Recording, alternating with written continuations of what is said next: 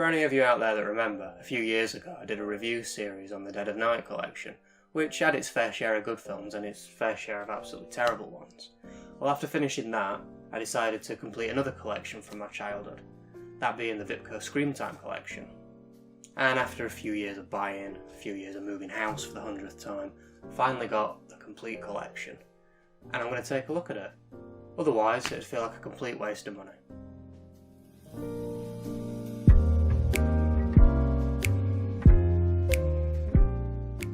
So, a little background information. Vipco, which stands for Video Instant Picture Company, rolls right off the tongue, were a release company in the UK running from the late 70s to 2007. They're famously known for putting out video nasties on VHS during the pre-certification era of home video, and being caught up in the video nasty controversy of the 80s. During the early 2000s they began re-releasing some of their back catalogue onto DVD in various collections. This includes the Vault of Horror collection and this one right here that I've collected, the Screamtime Collection. This is all 45 films on the Screamtime release. A few have also been released on the Vault of Horror set too. You can also see that this is the release that the Dead of Night ripped off completely.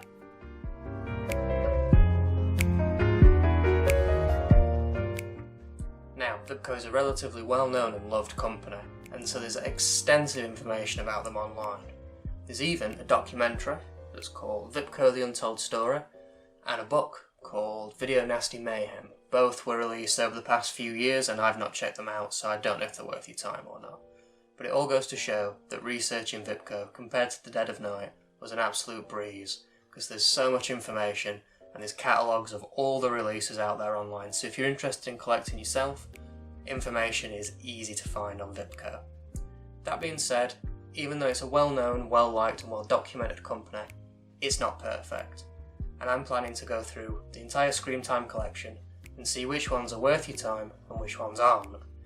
And a lot of these films you may have heard of recently because Arrow and 88 Films have been re-releasing them. So join me as I take a look at a series of films that people have heard of but ultimately nobody cares about. And next week we'll be taking a look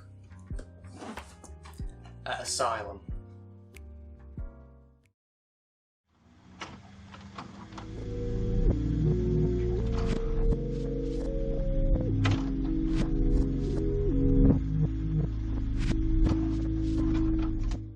Alright, so I've checked out Asylum and it's not too bad.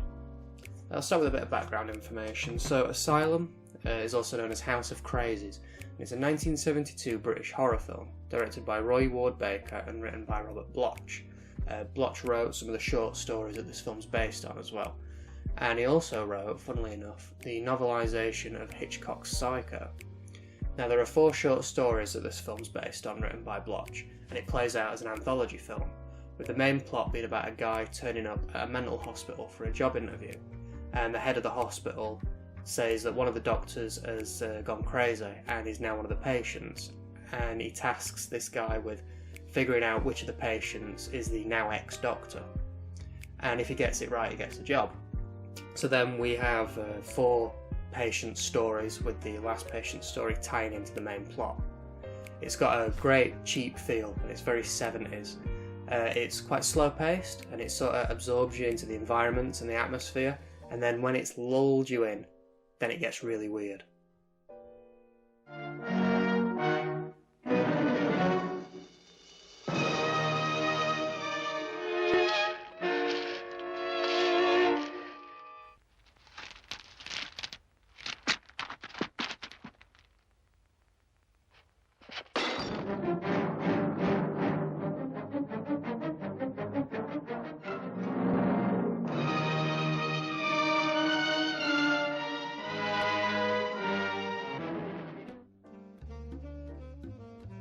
I must say though, even though the film does start out quite strong, with the first patient story in particular being quite entertaining, it does unfortunately get worse and worse as it goes along.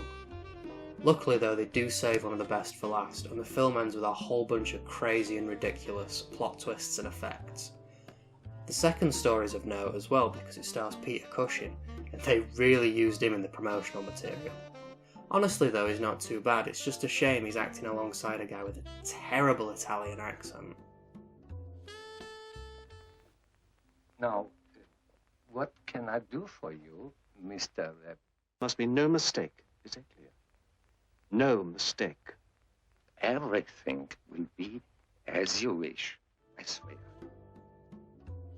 As enjoyable as it is, I must admit it's quite tame. A lot of the deaths happen off screen and a lot of the violence is quite toned down and minimal. For the first film in this release, I was expecting a little more. Luckily though, where it is lacking in gore, it does make up for with ridiculously over the top and bizarre scenes.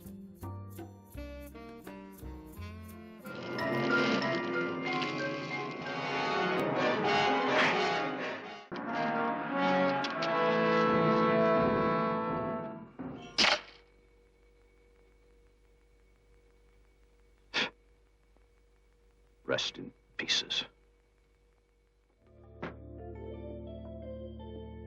So you've probably noticed, the picture quality on this release isn't great. It's very soft looking. Now, it is kind of a good aesthetic for this sort of film, but it's clearly just a cheap VHS strip or some terrible 16mm print. Also, the sound isn't great and sometimes the dialogue can be quite difficult to make out. If only I could see you first. You'll see me soon enough. But then, I needed it because of my son. Let's take a look at the packaging. The case was pretty good, although digitally remastered is a stretch, and I spotted this grammatical error on the back. They really go overboard with this whole description, making the asylum out to be this terribly heinous place, but in reality, we barely see much of the actual asylum, and I would not give this film an 18 certificate. It's a 12A at best. They also refer to the DVD as a video cassette, which I find quite amusing.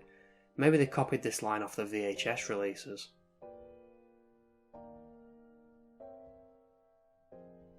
And let's see what we get on the disc. Not much really. Stills, chapter select, filmographies.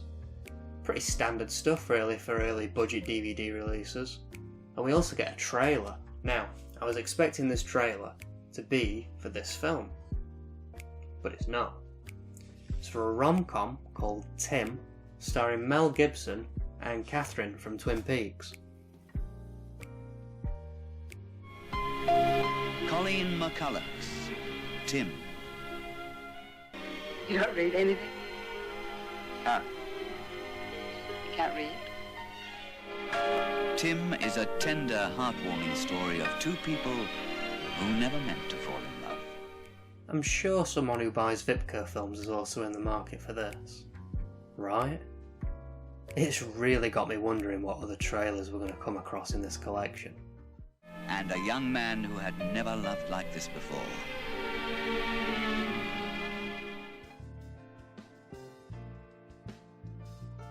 So, to sum up, if you're into older horror films, this one's not too bad.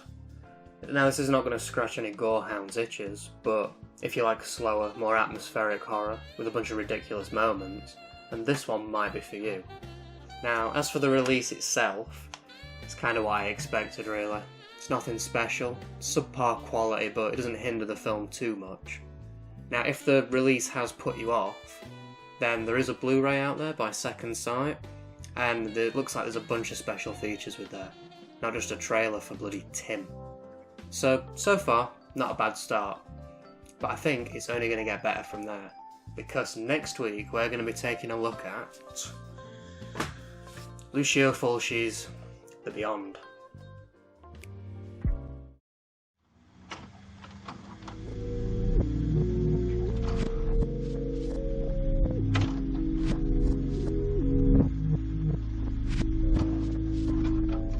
Alright, so I checked out The Beyond, and it turns out I'd seen it before. It was one of those, I'm sure you've had it before, where you're looking at a film and you're thinking, I swear I've seen this before. And then a few minutes in you realise, yeah, you have actually seen it before. Not a problem though. It's a brilliant film, really good. Probably one of my favourite Fulci films of the films of his that I've actually seen. So Lucio Fulci, probably best known for directing Zombie Flesh Eaters, which we did cover in the Dead of Night collection, a series that I did It's a really good film, and we are going to be covering its sequels in this review series later on down the line. So, this has got exactly what you want from a Fulci film now. Masterfully made gore. I'll show you bits where I can. Warning if you're squeamish. If you are squeamish though, I'm not really sure why you're watching this video.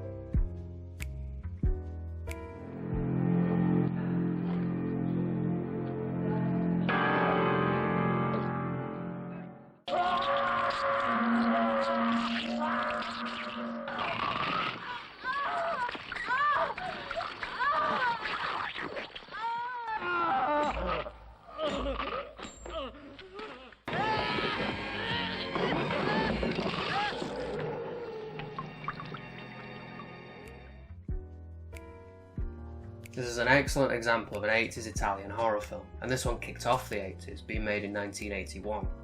So the story is about a hotel that houses one of the 7 gates of hell, and in the past a painter accidentally opens this gate and he gets killed for it. And then in present day 80s, a woman called Liza inherits the hotel and she's trying to renovate it when she accidentally reopens the gate. The story is told really well through gothic style sets, slow and atmospheric horror, and a whole lot of terrible acting. Just what you need, really. Big surprise, huh? More or less. I mean, I knew I had a rich uncle who was a bachelor with a lot of real estate, but I never imagined from one day to the next that I'd be run the hotel. Harris here. Miller wants you up in 24 on the double. I'm on my way, honey. Here. And he tried to kill you, huh? Please, John. You must believe me. What are you doing in my room? I was looking for keys. The best part of this film, however, is the side characters. We've got loads of them, and they're all crazy and extremely watchable. If it's not Joe the plumber, it'll be the old dude in the bookshop who'll tickle you and leave you wanting a film solely dedicated to them. Is having on house. Hi, Larry. How's it going? Oh, good morning. I'm going to have this whole wall finished by tonight. Great. Bye. Hey, is anybody home? Sir, I made this little pathway to the far end, just for Joe.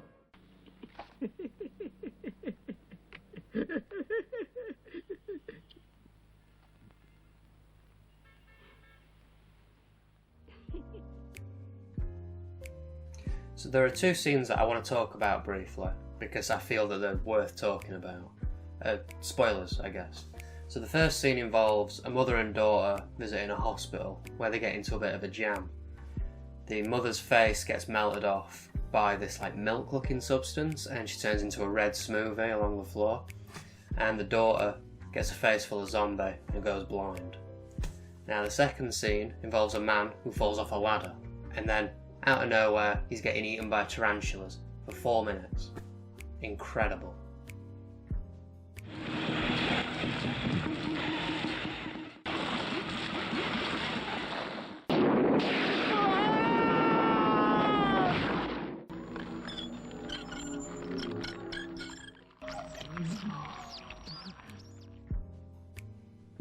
So you probably noticed again that the print isn't amazing. It is a bit better than last week, and it doesn't ruin the film in any way at all. Luckily, the sound is really good this week, and that's good because the soundtrack by Fabio Frizzi is excellent.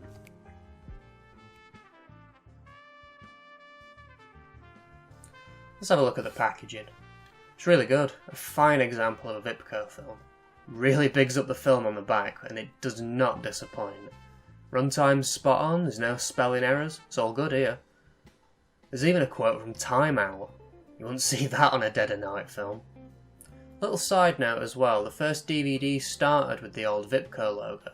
This one starts with a different and much worse logo. Then a little montage, and then the menu pops up. It's not as good as the first release, Asylum. But also, see any similarities here? That must just be a coincidence.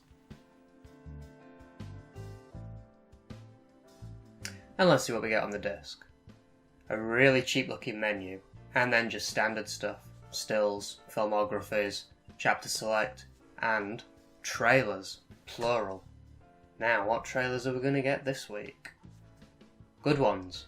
And we start off with a trailer for Psychic Killer, which is a film we're going to be covering on episode 39 of this series, and it makes it look pretty good. And we also get a trailer for Shogun Assassin, which Vipco released on their Vault of Horror collection. For those who don't know, this is a butchered version of Lone Wolf and Cub. And if you haven't seen Lone Wolf and Cub, they are definitely worth checking out. And this Criterion box set is amazing. So, not too bad with the trailers this week. One man and one child defy the most notorious masters of death on the planet. So, to sum up, this is a must-watch for fans of horror, gore, or Fulcia. It's fun, it's silly, it's violent, and it is a great addition to this collection. It's also sported an amazing soundtrack by Freezer. There are other versions of this out there. There's a Blu-ray by Shameless, and there's a Blu-ray by Arrow floating around, so if you prefer a copy with better quality, then I'd go for one of those, probably the Arrow version, as they're generally really good. So, decent film this week, and next week we've got the longest film in the entire collection. A Blade in the Dark.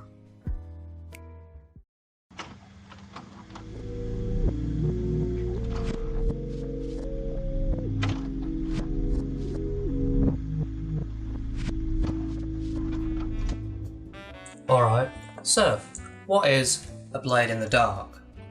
Well, if you remember from the last episode, I said that it has the longest running time of all of the Vipco Screamtime films, and it really feels like it, but more on that later. So it's a 1983 Italian giallo film directed by Lamberto Bava, who's the son of Mario Bava, and he's best known for directing Demons, which was produced by Dario Argento. So the plot's pretty straightforward. It's about a musician who's working on the score to a horror film, and women keep dying around him, and he suspects that it has something to do with the film he's working on. There's gore, there's suspense, and there's a hell of a lot of waiting around. Female, you are a female, you are a female, you are a female, you are a female.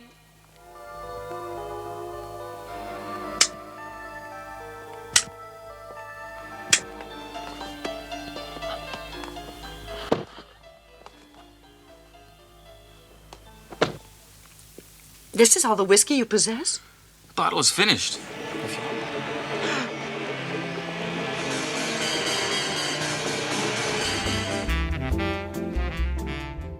So this film is a real mixed bag. I'll start off by saying some of the things that I liked about it though. The music's great.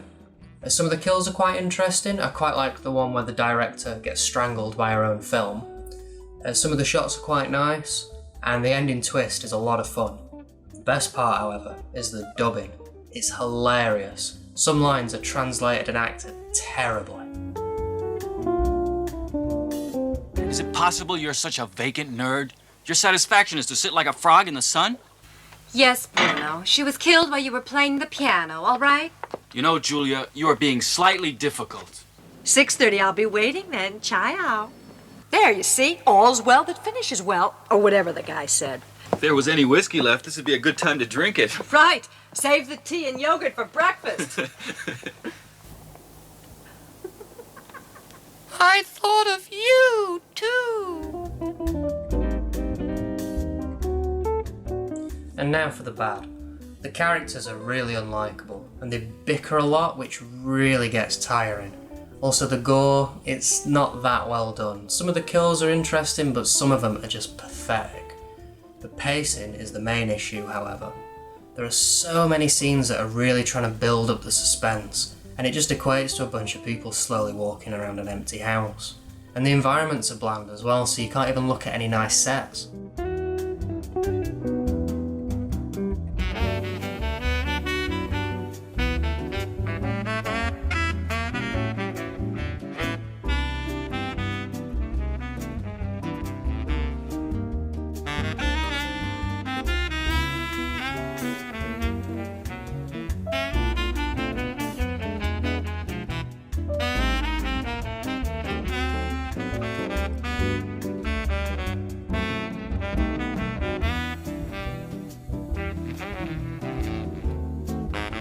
The release is pretty good this week though. Picture quality is great and the sound's alright as well. Did keep getting a weird crackling sound however. Put a few clips up on here, see if you can hear it as well. To compose a score like this, am I the right one? Bruno, you were the only choice for this.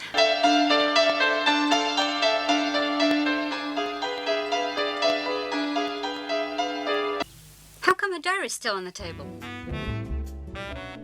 So let's see what we get with the case.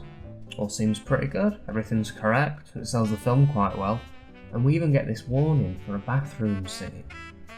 In all honesty, the bathroom scene's pretty tame to today's standards, but it's always interesting seeing what was once seen as controversial. Another thing I've noticed is the logo. Again, it's different, and we haven't had the same logo twice yet. This one does look better than the previous one, but it's for the wrong series. Now that is a Dead of Night level mistake if I've ever seen one.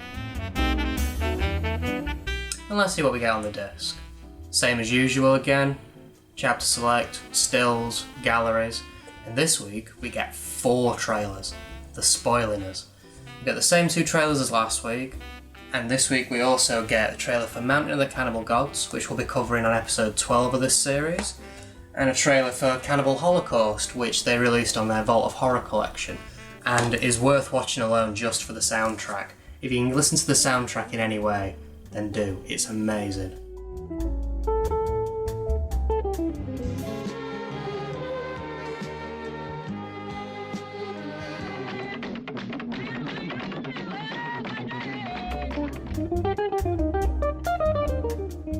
So, a very flawed film this week. If you're a fan of Giallo and you've seen most of the better ones, then you might get something out of this. There is another release of this as well on Blu-ray by 88 Films. But for most people, I'd just say it's okay and you can watch a hell of a lot better. And next week we might be watching something a bit better because we've got another Fulci film and we're going to be taking a look at City of the Living Dead.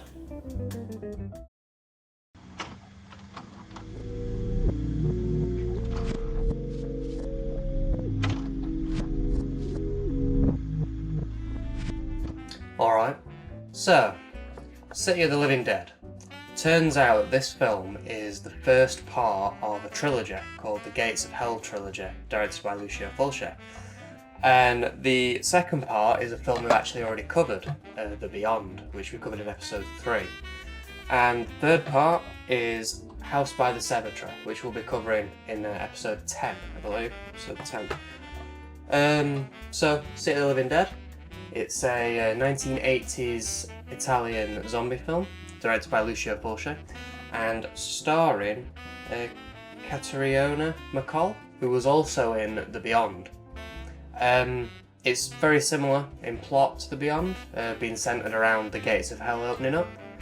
This time we follow a clairvoyant called Mary, and she has a vision of a priest hanging himself in a cemetery, and this causes the Gates of Hell to open itself up under a small town called Dunwich. That's a Lovecraftian town, by the way, used in a lot of Lovecraft's books. So Mary meets a reporter and the two set out to stop the living dead.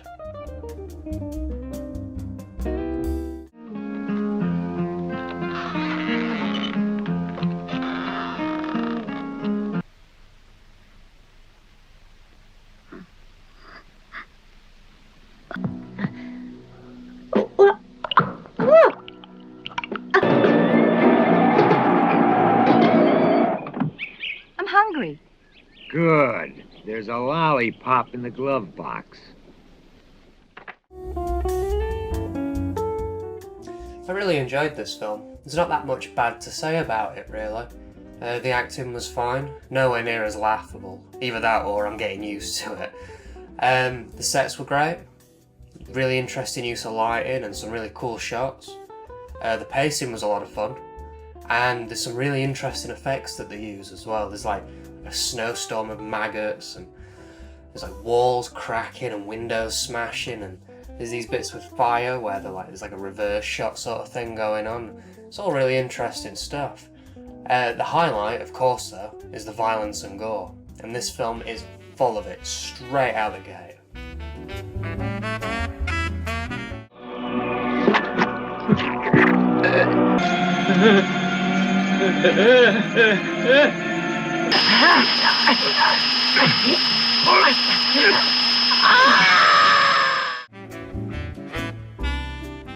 There's some really interesting zombies too. A lot of them do look a bit like they've got a lot of vomit on the face. And they look like appear and disappear. I've not seen that one before.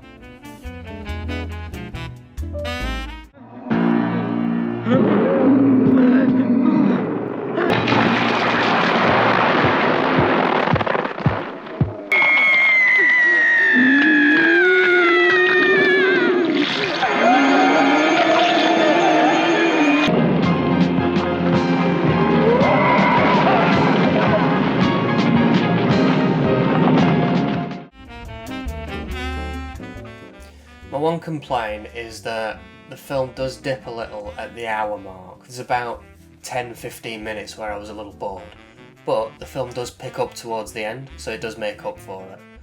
Big complaint though is the release. You probably noticed, but it's clearly a VHS strip. There's this massive flicker at the beginning and the image quality is really murky and grainy looking. Now, it doesn't ruin the film. And in all honesty, this sort of aesthetic is kind of nostalgic, especially with this sort of film.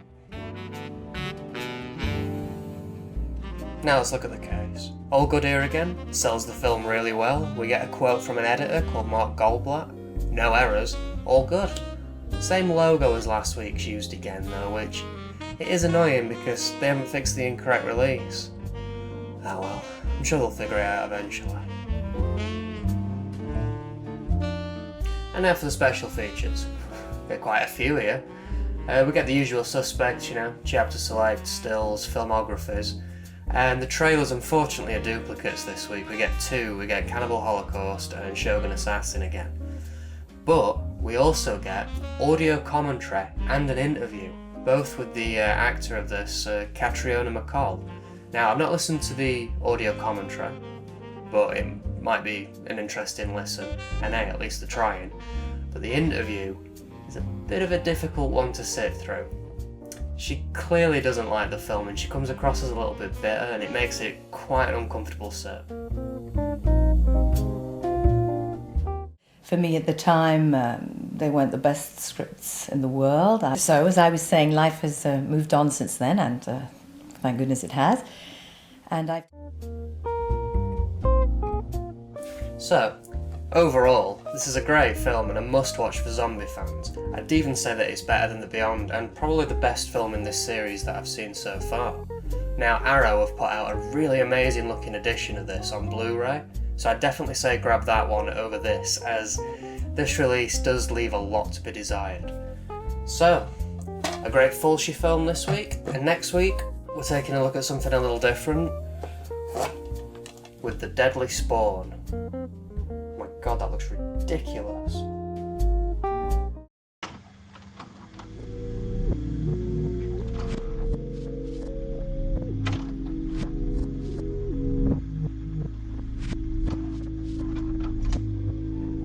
Alright, well, I'm not, because I just watched The Deadly Spawn, and it's not very good. So, it's a 1983 American sci-fi horror film, directed by Douglas McEwan, and it turns out it's the only film he's ever made. Good.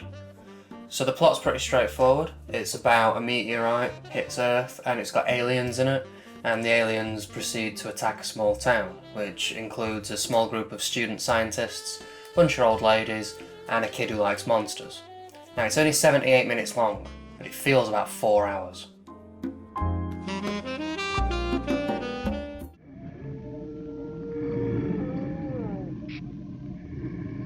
Oh, Mother! No, really. I remember you always stayed out in the wet.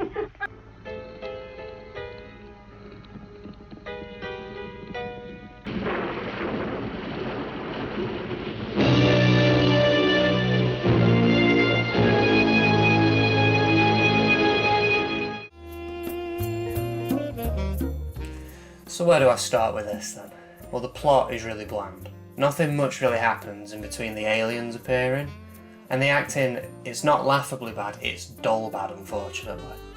The setting's really uninteresting, just a bunch of people's houses and basements. Didn't even notice the music. and the gore and visual effects are nothing special at all. Worst of all though is that the monster looks like this.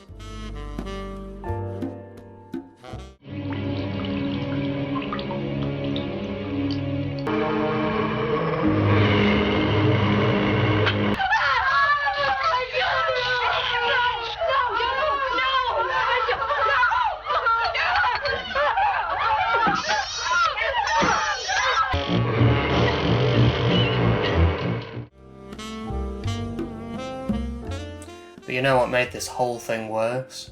It was the print. It looks like shit. It's clearly a VHS strip and there's flickering and grain like all the way throughout. And the sound as well, the sound is terrible. You can barely understand what people are saying and half the time they sound like they're talking through mud. Now, I was thinking, I'm not sure if I'd have enjoyed the film any more if the print and the release had been a bit better. But you know, it would have been nice to understand what people were saying half the time.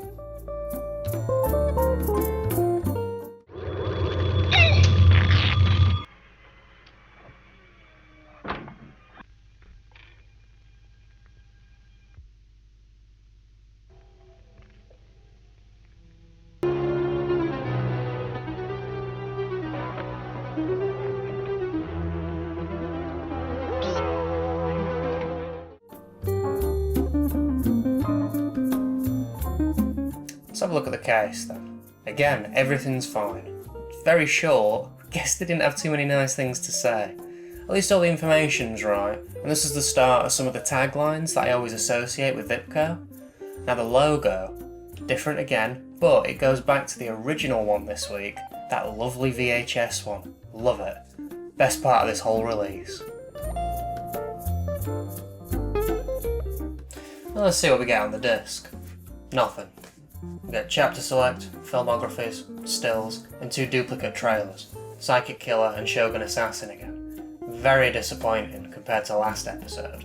But then again, so is this whole thing. I would not recommend this film, or this release. And don't listen to that all-movie review quoted on Wikipedia. Engaging in realistic characters. They must have been watching a different film to me. Or maybe I just weren't in the mood for it. Anyway, let's hope that next week's film's a hell of a lot better. And it should be, because we're going to be taking a look at Toby Hooper's Death Trap.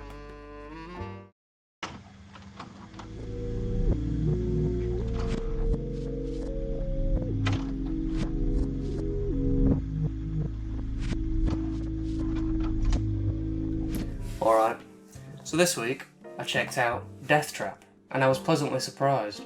Now, I do quite like Toby Hooper's films, really like Texas Chainsaw Massacre and Poltergeist, and this one didn't disappoint. So it's a 1976 American slasher horror film, and Toby Hooper's third film, coming directly after Texas Chainsaw. It's more commonly known as Eaten Alive, not to be confused with Eaten Alive, directed by Umberto Lenzi, and we're going to be covering this one in episode 9, I believe.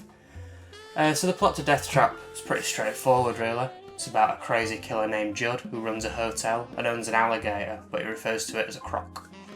It's violent, it's sleazy, and it's very dirty.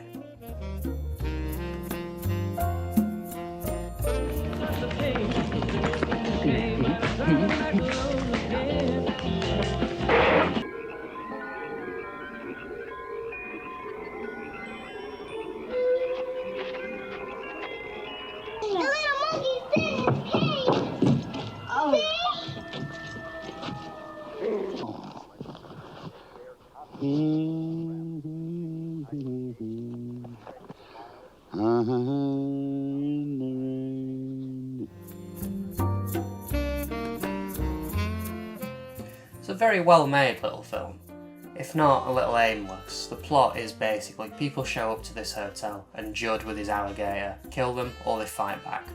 So, a little lacking, but this is made up for with the acting and casting. The villain, Judd in particular, is very watchable. He goes from happy to sad really fast, and he's always rambling and mumbling to himself trying to justify his actions.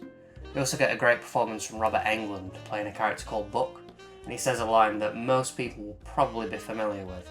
And we also get a Brian De Palma regular, William Finlay, who's playing a very bizarre father. Name's Buck. I'm raring to fuck.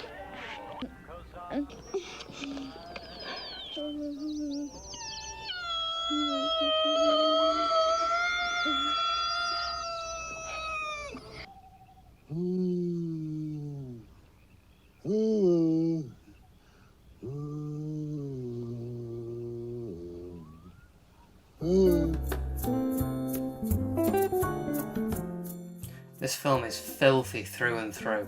The main colours used are greys, greens and browns. Everything's dirty and grotty and covered in a thick mist. There's even a few sleazy scenes thrown in there for good measure. The print as well is this really low quality film, which for this sort of film works perfectly. Really makes your skin crawl. And the sound design is excellent as well. It's jarring and twisty and weird, and it really adds to the uncomfortable atmosphere.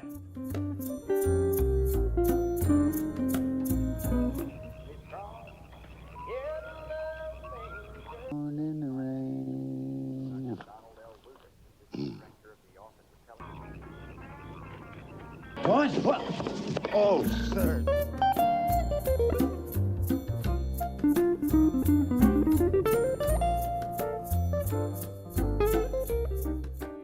We are a little bit let down by the violence. It's nothing too special. I do quite like the scythe going through the neck part though, that one's fun. But most of the violence is done off screen or in really quick cuts, so you can't really see what's happening too well. Now, let's talk about this alligator. It's a bit of a letdown. It's mainly just this naff looking puppet. And I'm not even sure if they used a real alligator at all in the whole film. It does make for some funny scenes though.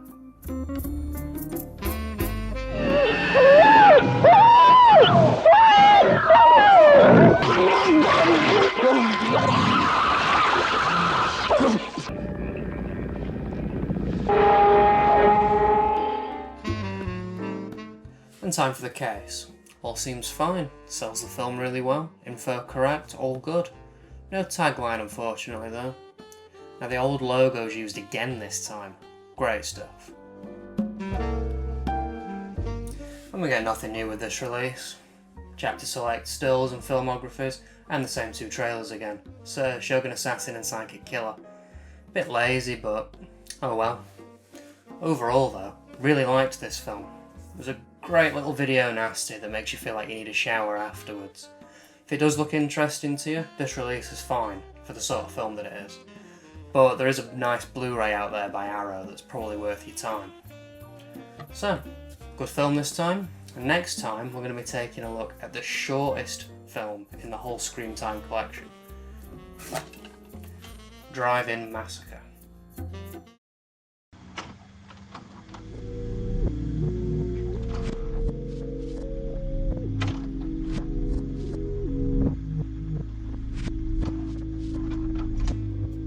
Alright, so it's time to take a look at the shortest film in the entire Screamtime collection. Coming in at just 70 minutes long, we've got Drive-In Massacre. And it is by far the worst film in this series that I've seen yet. How can a film so short feel so dragged on? I want to start by talking about the release. So the print and audio in this are awful.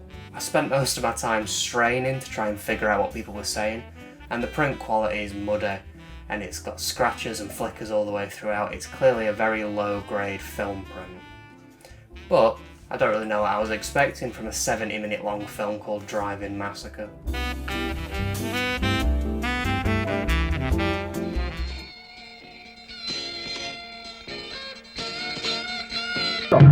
Jesus, does anybody have homes to do it in anymore? I'm gonna sell this car and buy a new old car, maybe a 68 VW convertible. How do you like that? I like that. You know what I'm gonna do? What? I'm gonna get a job. Come on in, Charlie. Have a seat. Thank you. Alright, so this is a 1976 slasher film, bit of a stretch there, directed by Stu Segal. no relation to Stephen, and he's mainly known for directing porn. Now the plot is virtually non-existent here. We've got a guy killing people at a drive-through cinema and two cops trying to figure out who the killer is. It's about your lot, really. So what makes this film so bad? Well, the main issue has got to be the pacing. There are lots of long, drawn-out conversation scenes that just lead to dead ends, and the amount of dead ends in this film are infuriating. Also, the killer. I hope you don't mind spoilers about this, by the way. The killer is the guy that you meet right at the beginning of the film who's angry and is obviously the killer. And the kills aren't that interesting, maybe except for the first few at the beginning of the film. And the characters are virtually non-existent. Overall, it makes for a forgettable and dull set.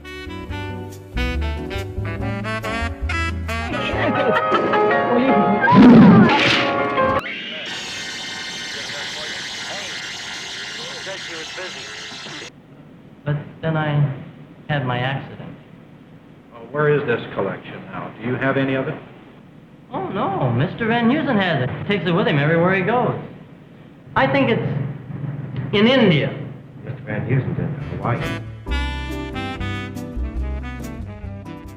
It tries its hand at being funny, but it just lands flat on its face. And it also tries its hand at suspense, but it'll probably just put you to sleep, really. The most interesting part that I found was this dude. He plays one of the suspects and another dead end in the plot, but he's played by a guy called George Buck Flower. Now, he co-wrote and produced this mess, but he's in a whole bunch of films that you've probably seen, including a few John Carpenter films like Escape from New York and The Fog. And he's also in a bunch of other famous films like Back to the Future 2, Pumpkinhead and Maniac Cop, just to name a few. He's probably the most enjoyable part of this film, but I got more enjoyment out of researching him than watching this piece of shit. I'm just gonna wait right here.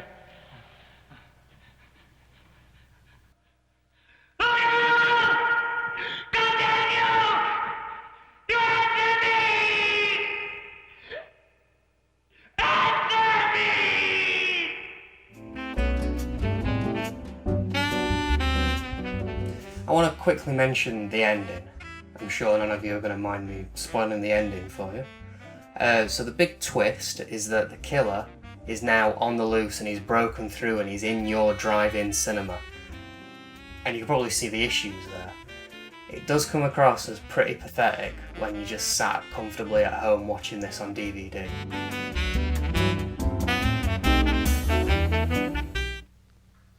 Ladies and gentlemen, this is the manager. Do not panic. There is a murderer loose in the theater. Now let's take a look at the case. There's a grammar error right here, no capital letter on teenagers, but the rest of the info is correct. The synopsis really rambles on there. Guess they had no idea what to say about this one. We get another tagline, which is always fun. Also though, the logo is back to being Vault of Horrors again for some reason. A quick aside, they should have included the trailer for this film on the DVD, because it's famous for misspelling the title twice. Shows how much they cared about this one, really, doesn't it? We get nothing new again with the release. No special features again outside of stills, filmographies and chapter select, and we just get a bunch of repeated trailers. Overall then, this was really boring, with few kills and even fewer moments of interest. And the print was abysmal, definitely making this the worst film in the collection so far. If for some reason you want to check it out with better print, then 88 Films have got you covered with a Blu-ray. But if you want my opinion, avoid it. So, awful film this time. Next time might be a little bit better, as we're going to be taking a look at Umberto Lenzi's Eaten Alive.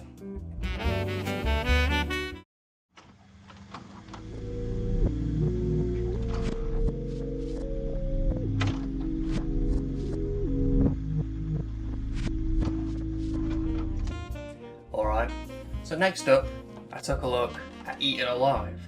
Not to be confused, of course, with Eaten Alive, also known as Death Trap, which is a film I covered in episode 7. No, this Eaten Alive is a 1980s Italian cannibal exploitation film, directed by Umberto Lenza, who is best known for directing Cannibal Ferox, which I haven't seen, but I've heard it's pretty good. So this is another 80s cannibal film that's riding the trend set by Cannibal Holocaust, but I did really enjoy this one. It's about a woman called Sheila, whose sister Diane gets lost in the jungle with some cult, so Sheila, with the help of her guide Mark, set out to try and find them, but they get caught between the cult and a cannibalistic tribe. It's a lot of fun, and I'll start you off by showing some ridiculous bits of acting, because this film has got loads of them. Merry Christmas and have a balloon! That guy looks like a criminal. I'm scared, Mark. Come on, get up. Get up, Sheila. Come on. Get up and walk. We're gonna get out of this alive, understand? I'm gonna do it. Now get up and walk. The price that I'm paying for having fallen for Jonas. In New York, it's glorious laws of purification. Oh my God, I've been such a fool. While the characters on the whole are quite unlikable, the bad accents and terrible lines of dialogue can make it quite charming at times. Mark is trying to be cool, and the cult leader Jonas is definitely trying to do his best Clint Eastwood face throughout most of the film. Now, this is an Italian cannibal film, so you're going to get your weird bits in it. There's animal cruelty in this. It does seem to cut it before it gets a little too gratuitous, but it is still there. There's misogynistic scenes, there's racist scenes, there's sleazy sexual scenes, and weirdly of all, this film's got a real thing for smacking women. Keep your mouth. I don't want to hear that again. No! No!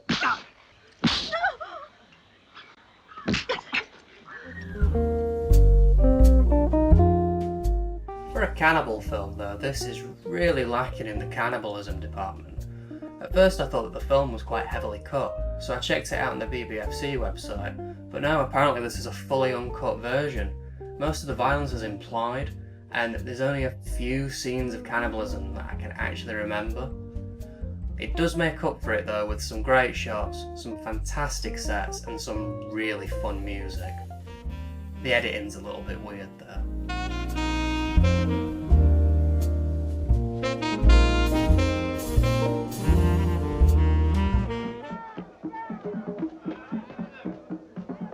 But we've got to try. I'm not about to give in, too. A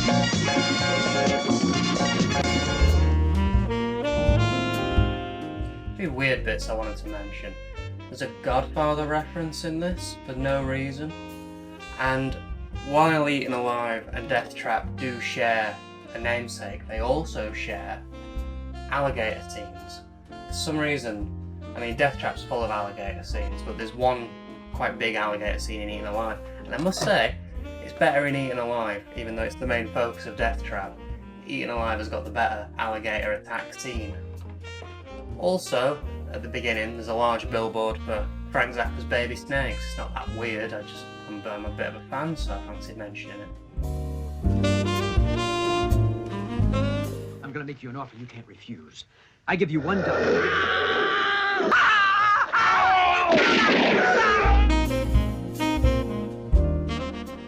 So you probably noticed that the print isn't great. It's a very low grade film. There's loads of scratches and grain. But for this sort of thing, it works okay.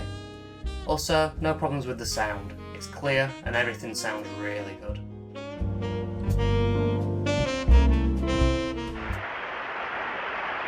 When was the last time you had news of your sister? In the murderer's pocket. What is it? It's an 8mm color film. Okay, now for the case. All fine and good, sells the film well, no mistakes. No intro logo this week though, just a weird warning at the beginning. And this might be the most professional looking menu I've ever seen on a Vipco film. And let's see what we get on the disc. Nothing again. Chapter select, stills, and 2 repeated trailers, Psychic Killer and Shogun Assassin. Again. It's getting kinda frustrating how lazy they're being. Overall though, really enjoyed this film. Now, if you're a little sensitive to things like animal cruelty or sexual violence, I'd probably avoid this one. But if that doesn't faze you, and you're a fan of Italian cannibal films, this is a must-watch. It's fun and it's stupid in all the right places. I think if you're in the UK, this is all we've got as far as releases go, but if you find it for cheap, it's well worth picking up. So, good film this episode. The next episode, we're going to be finishing off the Gates of Hell trilogy as we take a look at Lucio Fulci's The House by the Cemetery.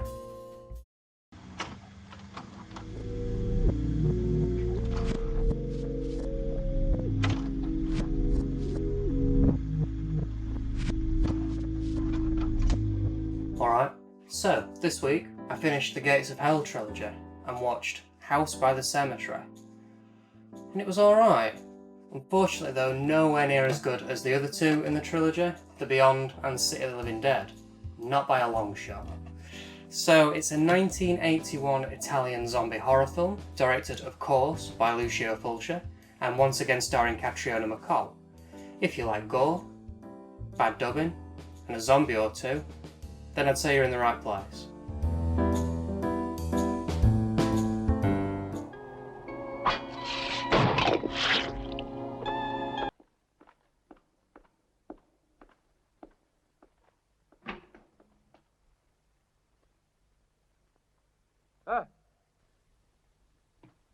Bob?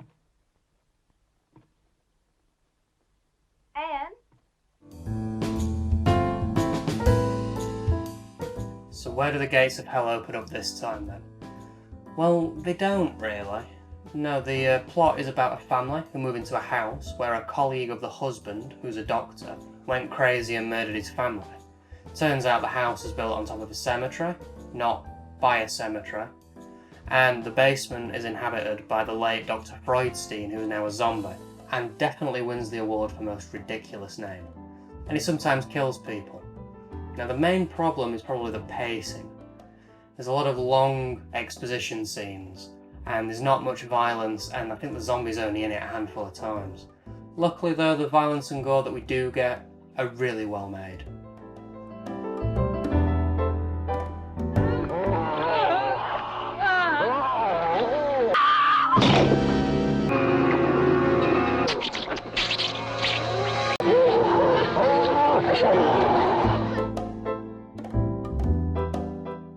There's some decent set design, although there are instances where, for example, the bookshelf has clearly got just pictures of books on it instead of actual books. There's little oddities like that thrown throughout. The music's great. The acting and dubbing for the most part is passable. Far too much screaming there. The worst part of that though is the children. The little boy is clearly being dubbed by a grown woman, and the little girl just cannot figure out her accent. What isn't stupid though is the zombie. The design is great, it's twisted and weird, and I think it looks amazing. And it cries like a child, which is really creepy. I'm here. Behind you. On the other side of the street. My name is Bob. My daddy's here to do some research. Yeah, I know.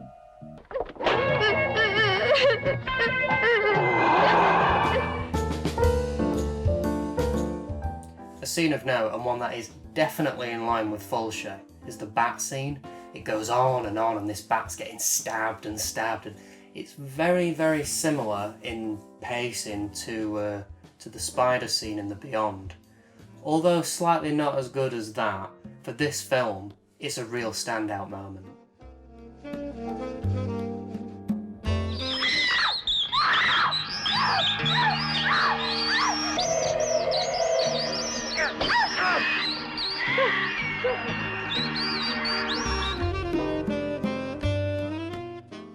Right, let's talk about this print. So the image quality is flat out bad. It looks like a bad film print and a VHS rip combined. Worst of all though, the image is cropped, meaning that you're losing either side of it. So things like credits and even the title are completely cut off in certain sections. And it means that the whole framing for the film is just thrown out the window. At first, I thought it was an issue with the TV settings and I'm faffing around trying to figure out how to get it to look right. But no, it was the release. They just didn't care. And I think it might make this one of, if not the worst print that we've seen so far.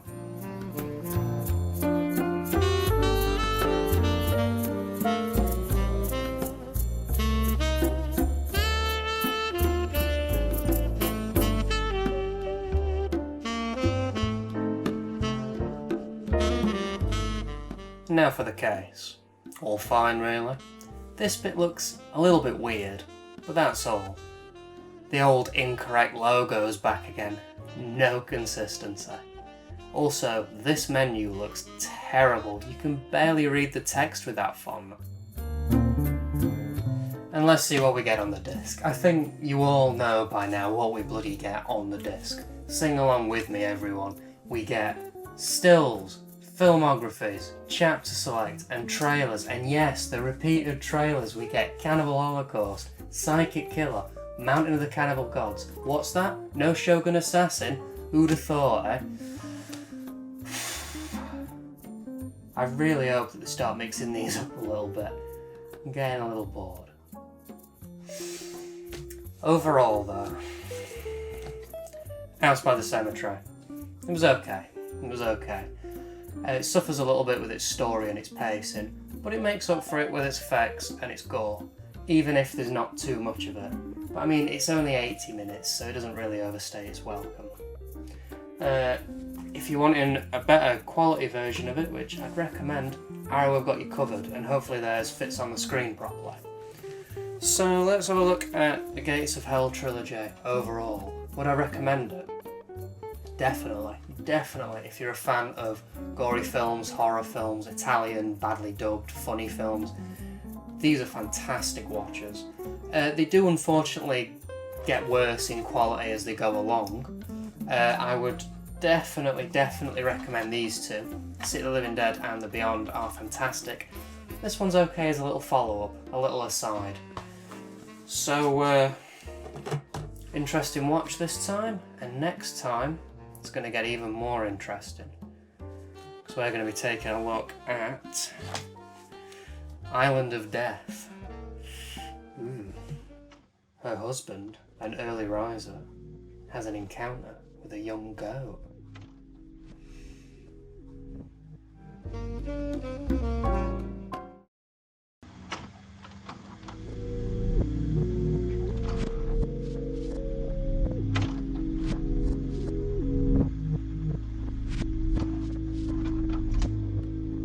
Alright, so I've checked out Island of Death, and it's a weird one to figure out really. So it's a 1976 Greek film directed by Nikos Mastorakis, who I'd never heard of, and it's shot on the Greek island of Mykonos with a bunch of English-speaking actors. Now, if you remember in the last episode, I read a little snippet out from the back of the case that seemed a little dubious. And my suspicions were correct. This is a very sleazy film that is full of sex scenes. I counted 13 in total, and that includes 2 rape scenes and a scene of bestiality. To juxtapose this though, there's some very nice colourful shots of Greece, and it's probably the brightest film of the whole collection so far. This island, Mykonos it's called. Nothing more than a deserted rock, white houses and small, narrow streets. What is that house there? Yeah, what is that? Oh, it's only a room. Can we have that as well? Yes, it's something more that can make you squeal. I can't live a moment without you. So what's this film all about then? Well, I think I'll let past me read the back of the box for you, because I don't think I could sum it up in any better way really. Oh, and spoilers by the way. Celia is a puzzle. Is she the innocent victim of a manipulative husband, or is she the mastermind of all evil? In the moonlight, Celia provokes those who might peek through the transparent curtains, while her husband, an early riser, has an encounter with a young goat. An encounter that leads to murder, blood, and the sacrificial beast. Anything and anyone who comes into contact with them must die. A painter, crucified in a churchyard while the two watch, holding their breath. To end the suffering of a bucketful of lime. Then the cleansing of a small island begins. A gay couple is sentenced to death, every moment recorded in black and white. The small town streets are quiet, with the exception of his pain. As he holds on to his spilled guts, slash after slash from the ancient sword, he dies. Slash after slash, he's loving it. Back at the dollhouse, the young one is hurt. To ease the pain, he plays sexual games with a loaded weapon. Oops, the trigger is pulled by accident. It's mind-blowing. The cleansing continues. Next target, the only two gay women on the island. The only man who can go after them is hang up somewhere else. And what about that? What about that older woman who loves to be roughed up in bed? She wants him so badly, she loses her head. Bit of rhyming there. Celia is brutally attacked in her own bathtub, but the punishment of the brute is swift and fierce. He's speared. Last stop, the dike. Don't know what any of that means. He uses an aerosol spray as a torch, some 450 degrees of pure heat, and fires the bitch to hell. And while things have started to go their way, one of the victims escapes, his fury and sickle. But not for long. Pursued by the police, they seek shelter in God's arms, and then a shepherd's hut, where new adventures begin. New film loaded and the camera ready, but no happy ending for him as he lies unconscious in dry lime. Celia has discovered the meaning of crude, primitive sex, while her husband, who was never her husband, but her brother, starts to melt when rain turns dry lime into pure acid. So yeah, that rambling that you just heard there was the entire plot to the film written on the back of the case. What little plot there actually is to this film. As I said, it's quite sleazy and full of sex scenes, and in between those, there's little scenes of violence. It's not very gory. There's just a little bit of blood, and then the rest's left up to your imagination.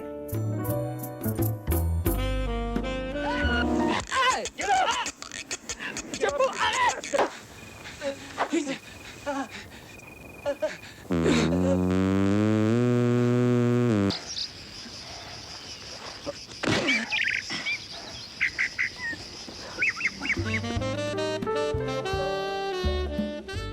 A big problem is that all of the characters are very unlikable. Now, the acting is passable, but only in the sense of it's not so bad that you're laughing all the way through, but it is by no means good. The music's got some interesting parts to it. There's this one song that just keeps playing over and over again, and I must admit, it's kind of catchy, but it's weird because it does kind of divulge into just screaming about getting a sword. One thing I did notice as well is there's some parallels to A Clockwork Orange, which I'm not sure if it's intentional or not. Obviously the themes, like sex and violence. The main character drinks milk. He has an internal monologue narration going on in his head, and he looks a little bit like a young Malcolm McDowell. As I say, could just be a coincidence there. So probably the most interesting aspect of this film is just the absurdity of it all. It's a very aimless film, and there's very long, boring, drawn-out scenes.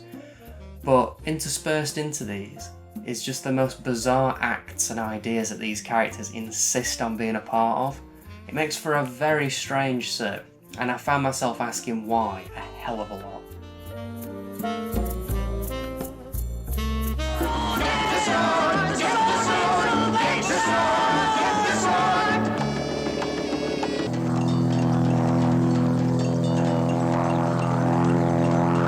Don't go there! Come here and help me! Celia!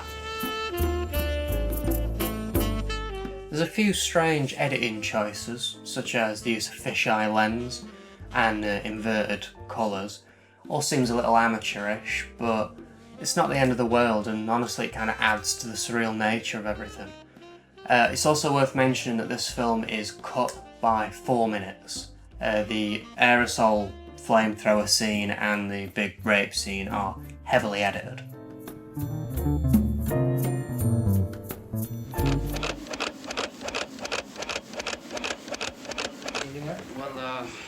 That's the moment when I started thinking about the little red book.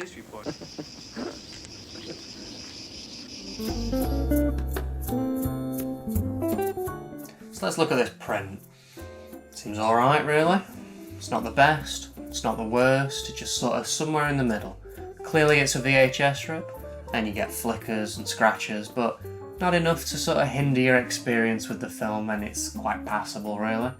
The colours are really bright and vivid, and they really pop out of the screen. But it can cause some interlacing issues, such as on this dude's red jumper. The sound, very much the same. It's okay, middle of the road. There's the occasional pop, but it doesn't hinder it in any way.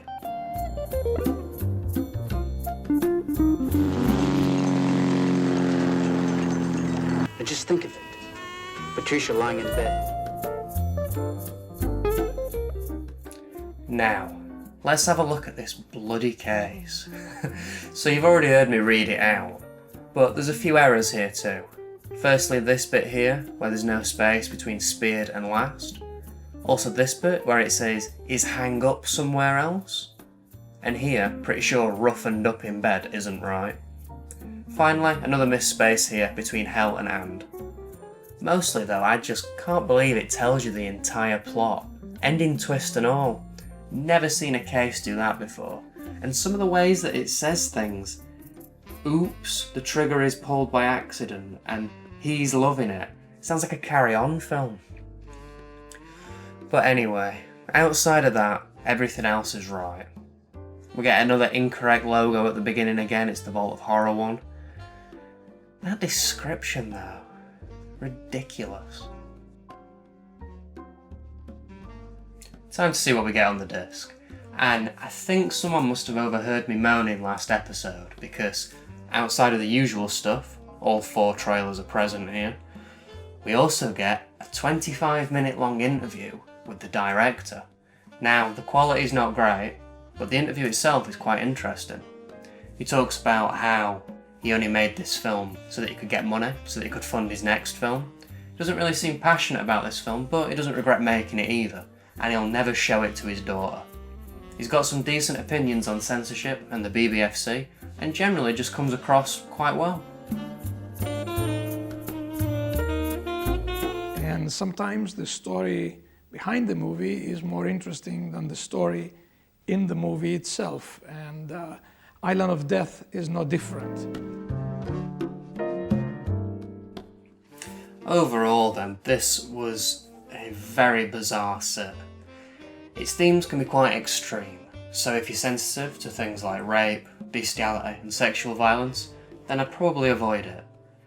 In honesty though, even if you're not sensitive to that sort of stuff, I don't think I could recommend this film. It's dull, it's aimless, and it goes on for far too long. If for some reason this video has piqued your interest and you are going to check it out, don't bother with this version, get the Arrow version, it's fully uncut. So, weird film this week. Next week, we're going back to the jungle as we take a look at Mountain of the Cannibal God.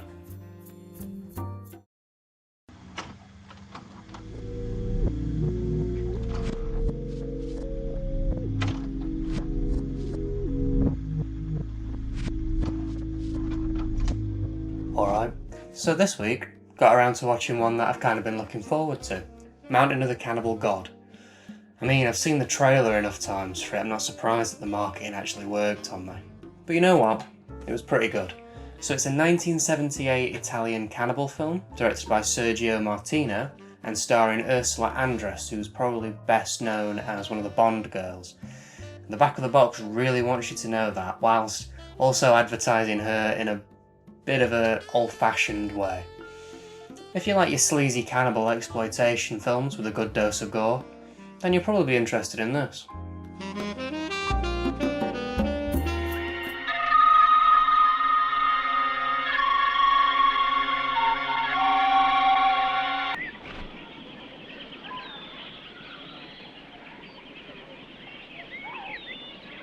mountain of the cannibal god. You mean the Pukas are cannibals? That's right. The plot to this is very typical for the genre. So a woman's husband goes missing in the jungle, and so along with her brother and a worldly rogue, they set off to try and find him, with twists and turns along the way. It's full of tropes that you'd expect from this type of film, but it does them very well and creates a very watchable experience, and only really suffers in the pacing department. The acting's surprisingly good here as well. There's a few daft lines, but overall, pretty well acted for this sort of film. And the violence is top notch as well. You get decapitations, disembowelings, and a knob getting cut off.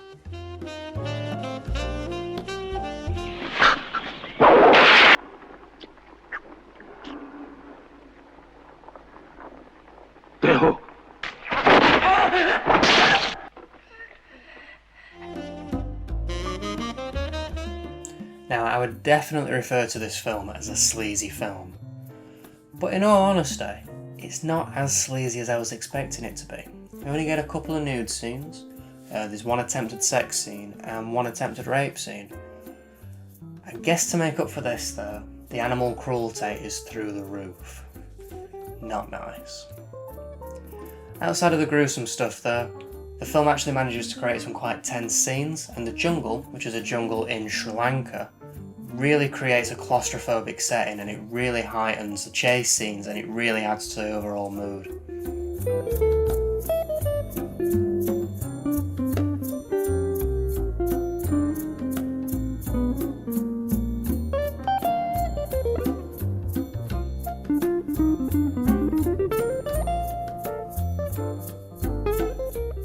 Something of note, there were a few scenes in this film that I really felt like I'd seen before. Turns out, Eaten Alive, that we covered in episode 9, just straight up rips scenes from cannibal films, including this one. So jarring. I mean, I've only seen this recently, so it's really weird to see. Now, I can't show you the scenes here, because they are the scenes of animal cruelty. Guess this film just really wanted some animals getting killed, but just didn't want to do it itself.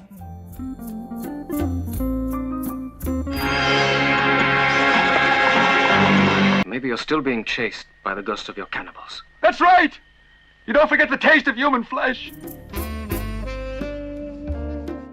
Now with the print, we get something a little different here. The quality is so-so. It's a little fuzzy, but it's passable.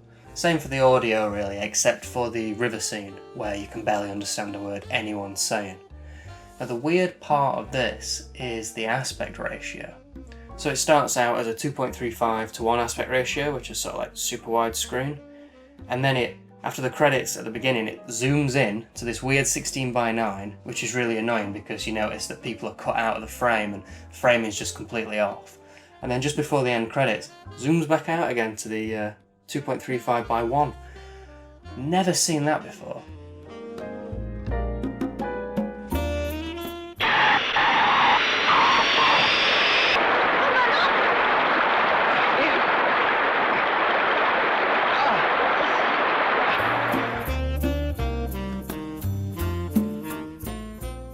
Let's look at this case then. Much better than last week's. Really sells the film, outside of an unfortunate bit of sexism. All the information's correct, although I did think that the runtime was off. But it isn't. For some reason, the trailer for the film is tacked on at the end of it. Close one though. I thought we were getting some Dead of Night territory there. It calls the film one of the best cannibal films you'll ever see. And you know what? Of this genre, I think I'll give it that. Also, Vault of Horror's logo again. I think that might be 3 in a row now. Incorrect consistency. And we're back to the usual again with what's on the disc. Chapter select stills, filmographies and 3 trailers. Cannibal Holocaust, Psychic Killer, and of course, the trailer for this. Overall, really enjoyed this one. I thought it was an excellent example of a 70s Italian cannibal exploitation film.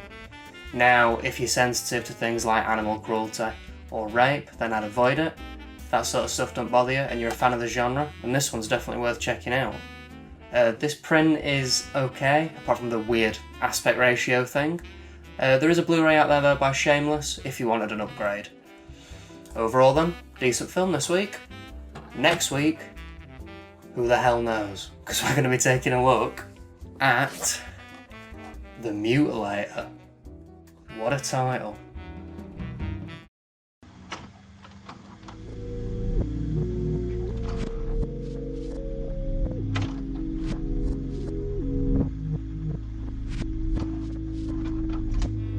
Alright, so this week I checked out The Mutilator, and it is a very middle of the road slasher film with some great bits and some terrible bits. So it's from 1984 and is the only film directed by Buddy Cooper.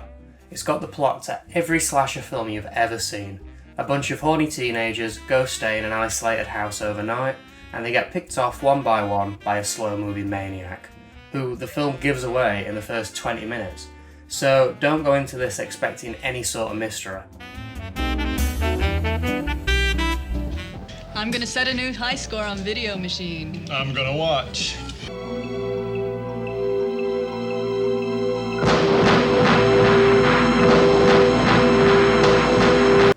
Mama! Mama!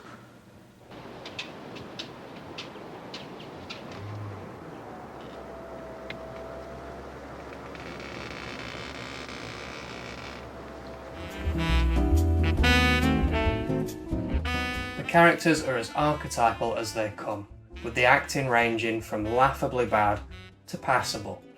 This guy in particular, called Mike, is hilarious with some of his line delivery, and I'm kind of getting a young and deranged Hank Hill vibe from him. Also, the main guy Ed kind of reminds me of a young Bruce Campbell, which isn't a bad thing. The highlight has got to be the kills and gore effects. They're brutal and well made. Unfortunately though, they are quite infrequent. Jeez, would you look at all this shit? Rah, rah. Will that hurt you? No, in fact, it probably prevents herpes.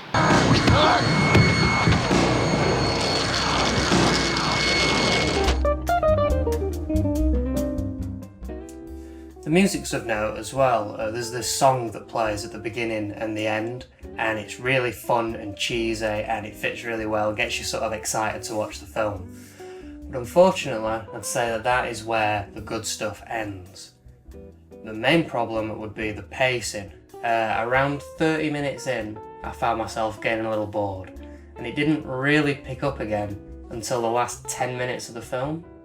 So there's this scene where they're playing Blind Man's Bluff in the dark, and it's on for about 6 to 7 minutes, and it's just sort of them creeping around the house very quietly in the dark.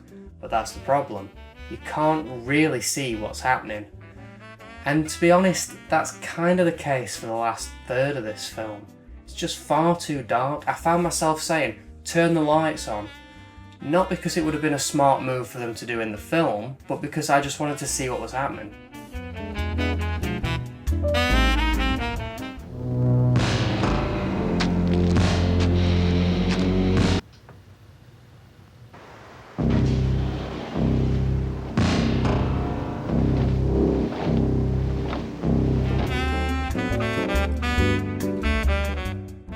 The print's fine really, average sort of low budget DVD quality.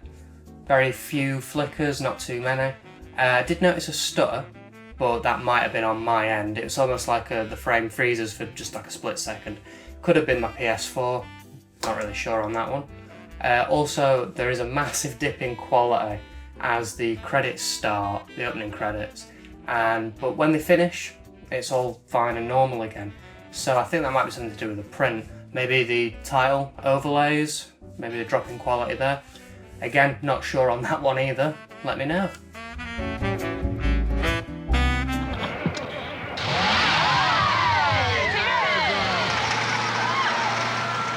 When the leaves of summer turn red and gold. Okay, case time. All fine really. Runtime is 1 minute off, but that's excusable. Sells the film quite well on the back, although these screenshots are far too dark. Guess I should have seen the last third of the film coming really. No logos at the beginning this time, just a warning. Very odd, first time that's happened I think. And let's see what we get on the disc. Not a whole lot this time. Chapter select, stills, and 2 trailers, Psychic Killer and Shogun Assassin. Very minimal this week. Overall then, this is kind of a bottom of the barrel slasher film. There's some fun moments and some good kills, but it suffers massively in the pacing department. If you've run out of slasher films to watch, then you might get something from this. And if you want an upgrade, there is a Blu-ray available by Arrow Films. Hopefully they've sorted out the last third so you can actually see what the hell's happening. So, mixed bag this week. Who knows what we're going to get next week, as we take a look at one of the strangest titles in the collection so far, Pranks.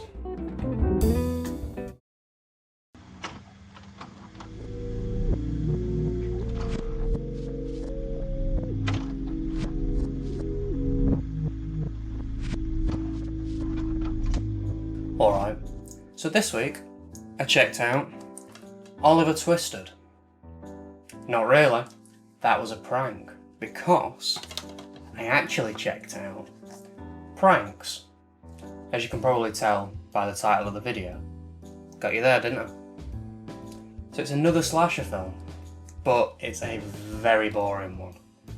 So Pranks, otherwise known as The Dorm That Dripped Blood, which is a much more appropriate title, is a 1982 American slasher film directed by Stephen Carpenter, no relation to John, and it stars Daphne Zuniga in her film debut. So there is a plot here. It's not much of one, but there is a plot. 5 college kids are looking after a building, which is about to be closed down, and they get killed off one by one by a crazy killer. It's about your lot, really. Alright, that sounds great. You know, today I put snow tires on my Jeep, so we're gonna be in good shape. Alright, you know what?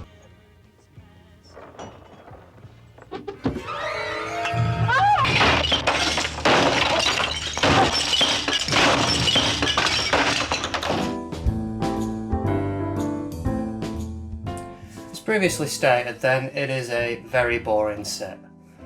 It's a lot of slowly moving around in the dark through corridors shouting each other's names.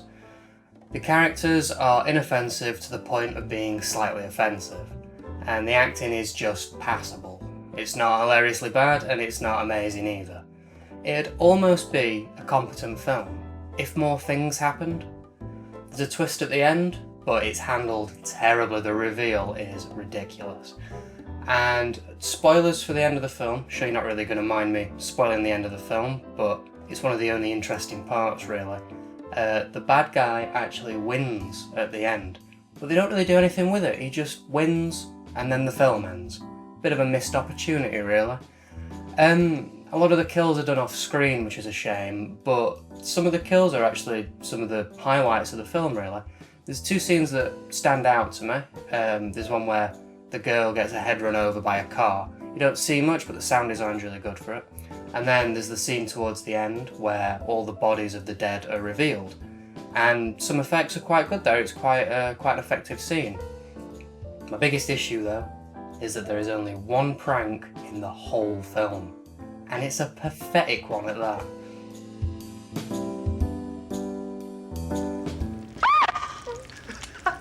Craig. Come on, what are you screaming about? It's my egg.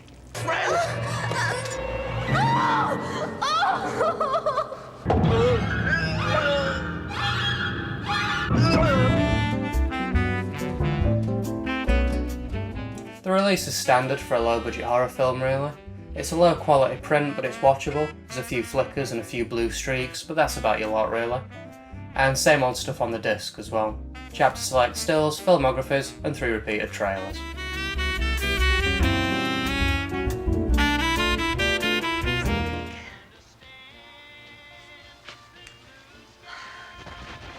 Well,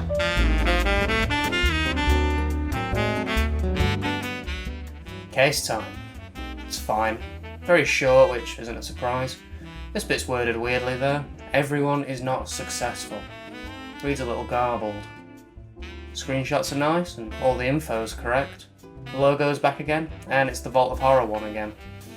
It's a shame they didn't make a Screamtime one. Overall then, this is a run-of-the-mill, badly paced slasher film that neither succeeds in being scary or funny. There are some interesting ideas muddled into this, but just not enough to make it a worthwhile sit. It's not the worst film in the world, it's just very middle of the road. If you are interested in watching this, then this Vipco release is your lot. There's no Blu-ray release in the UK unless you wanted to import, but I wouldn't waste your time or money on that. So, bit of a disappointment this week, but I think that things are going to get a little better next week, because we're going to be taking a look at Bruno Mattei's Rats.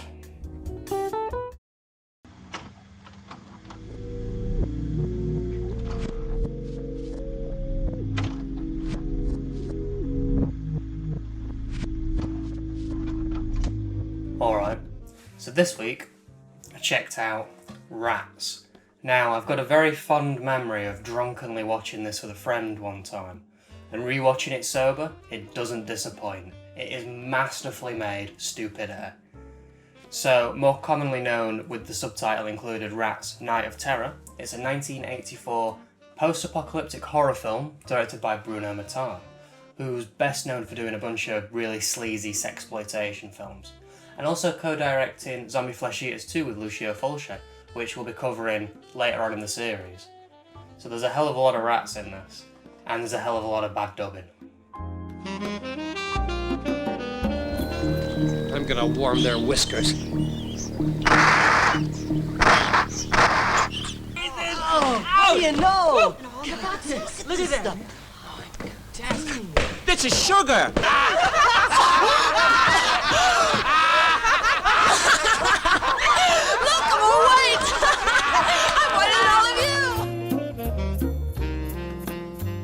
The film starts with narration and a text crawl.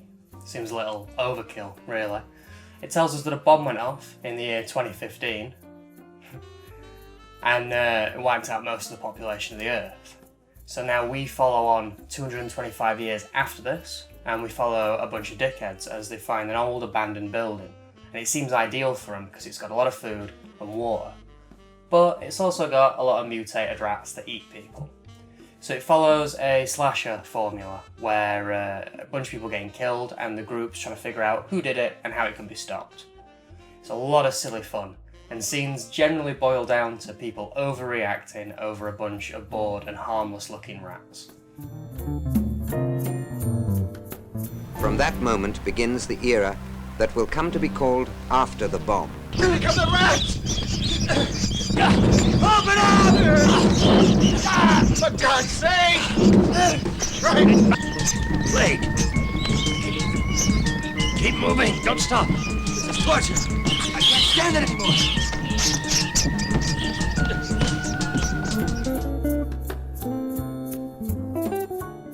As I previously said then, this film is full of hilariously bad dubbing, and it really brings the film to life.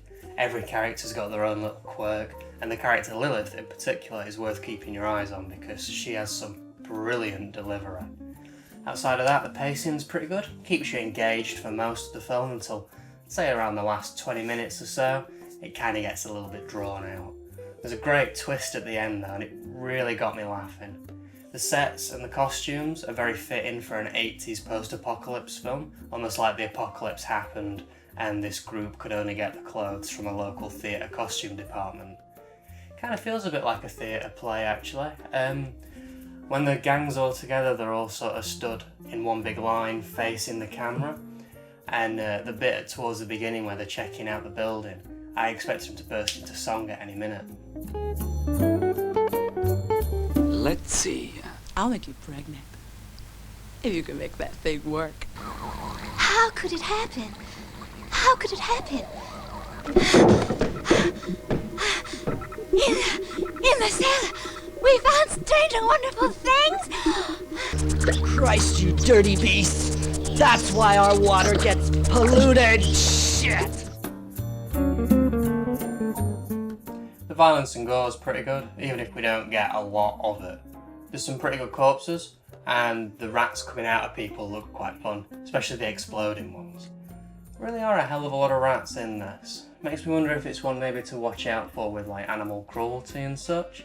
We see a few getting knocked about, but as far as I can remember there aren't any getting killed on camera, so not really sure. There's this great bit where It's trying to look like a bunch of rats are running towards the camera, but it's just a bunch of fake ones on a conveyor belt. It's really quite a cute effect, really. Luke, come on! I'm beating on this! You can save us if you hurry! God, never saw anything like it. Open the...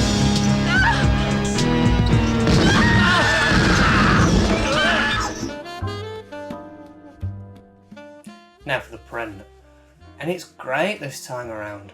Clear image, clear sound. Not much more I can really say on it. I mean, it's not like high quality or anything, but it's way better than I was expecting. And we get nothing new on the disc. Chapter select, stills, filmographies, and you guessed it, 4 repeated trailers. At least we get all 4 of them this time.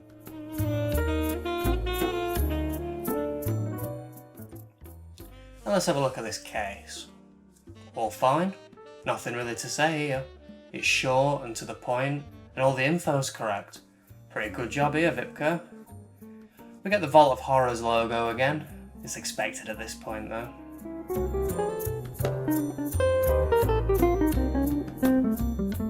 Overall then, this film is a lot of fun. It's silly and it's gory in all the right ways. I can definitely see myself popping this one on when friends come round. If you like post-apocalyptic films, gory films, or films with awful acting and dubbing in them, then this one is definitely worth checking out.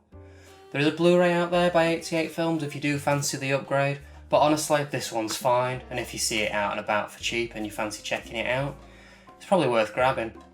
So, decent film this week. About time we had one of those really. Next week, who knows, I think we're heading back to the slasher genre judging by the title, but I got no idea. So we're going to be checking out The Slayer. Very generic title and kind of catching the sun. Whee.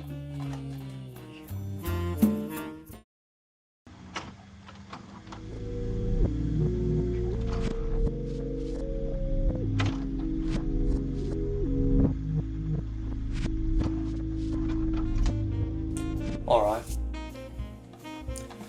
The Slayer is a massive piece of shit. I was right, by the way. Last week I guessed that it was going to be a slasher film, and it is, although I had no idea of how bad it was actually going to be. Don't really know what else I expected though from the guy that directed 8mm 2. So it's otherwise known as Nightmare Island, which is a much more appropriate title. It's a 1982 American horror film shot out by J.S. Cardone. It's got a very, very generic plot for this sort of film. 2 couples go on holiday to an isolated island and they get killed off by an unknown. I guess it does try and do things a little differently. One of the characters is having premonitions and nightmares about the killings, but they don't really do anything with it. I was getting strong vibes of The Mutilator throughout this. Similar names, similar films, similar shitness.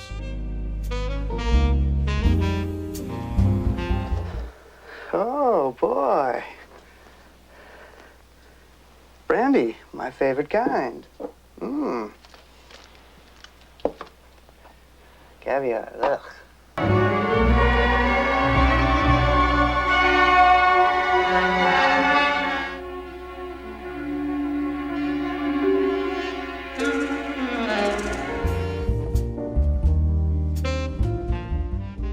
The characters are as two-dimensional as they come. They spend the whole film whinging, arguing, and then dying.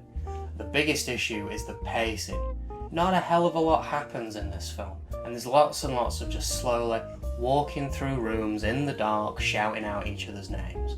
I was really hoping it'd pick up towards the end, but in the last 2 minutes of the film, we get the reveal of the monster, and all it is the shot that's on the back of the case and the menu.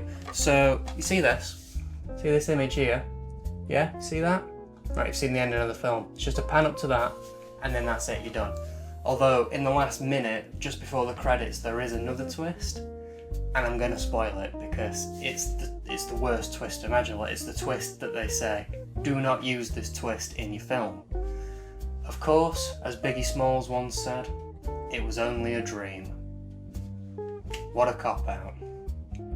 There were 2 things I did like about this.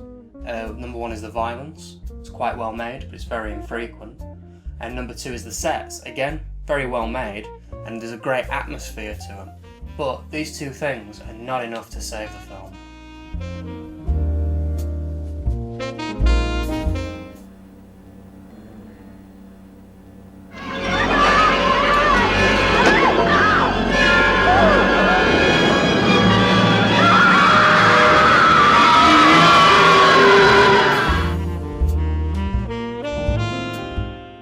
The star of the show, though, has got to be the print.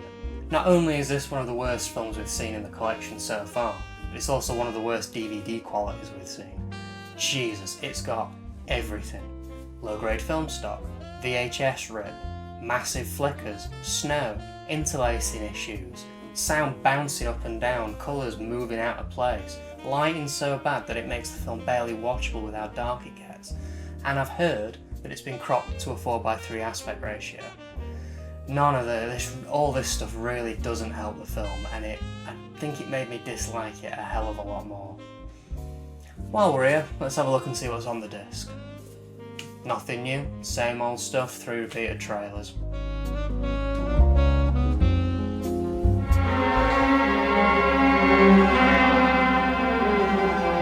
Nobody's been here for a long time. David was here last night. There's nothing here but an elevator and an empty shaft.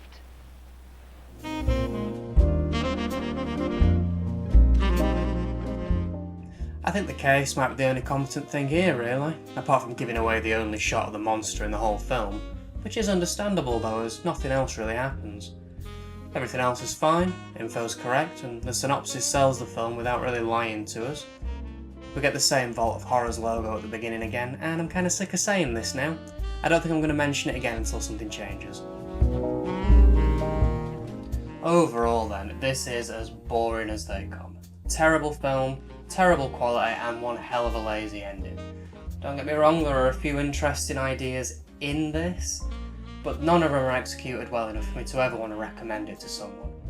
If you are interested and fancy an upgrade, Arrow got you covered on the Blu-ray front, and I've heard that they fixed a bunch of the quality issues, but I still don't see it being an entertaining sit. So, terrible film this week, and honestly, feeling a little bit burnt out. I'm going to make a little announcement now about what's going to happen with the rest of the series, so I'm deciding I'm going to split it in half. So I'll finish this half, we'll get up to around where I feel like halfway through the series is, and then we'll have a break, and the second half will begin airing in October 2021. But don't worry, there's still plenty more with this half. So join me next week as I check out the ridiculously named Spookies. Spookies. Hey, Spookies. Spookies.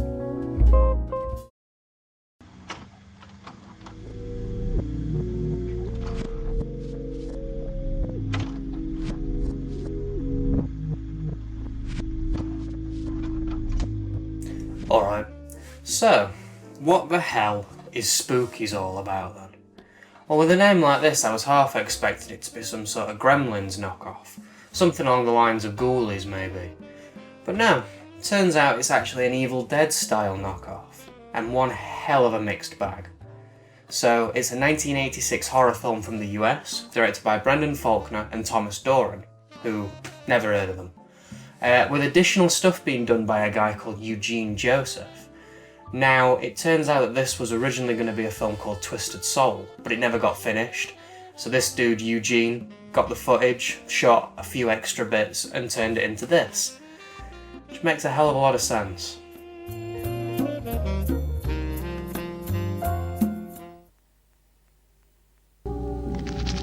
There's something in there. What are you, crazy?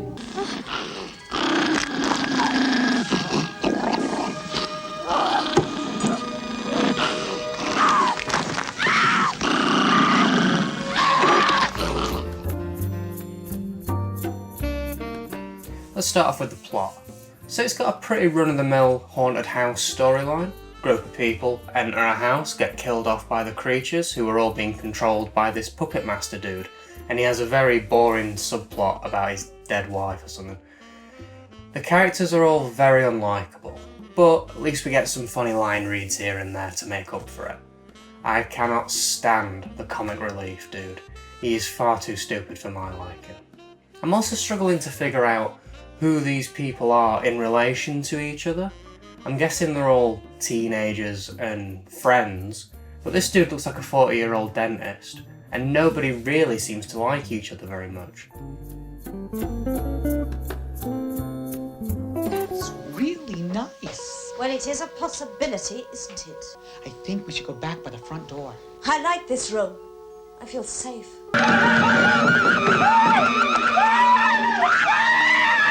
Adrian. David. Come to me, my darling. I need you. A highlight and also a low point has definitely got to be the special effects. There's some pretty well made practical effects here and some quite impressive monster makeup, but then on the other hand, some of the monsters are dressed worse than a kid on Halloween, and there's some really dodgy latex floating about. Such a weird hodgepodge of things, which I guess can also be said for the pacing as well, as one minute it's throwing all these interesting ideas at you, and then it just stops dead for some slow wandering. It's like it's trying to build on tension, but there isn't any, as the characters are really unlikable, and the film keeps flitting about, so you can't get invested in any of it.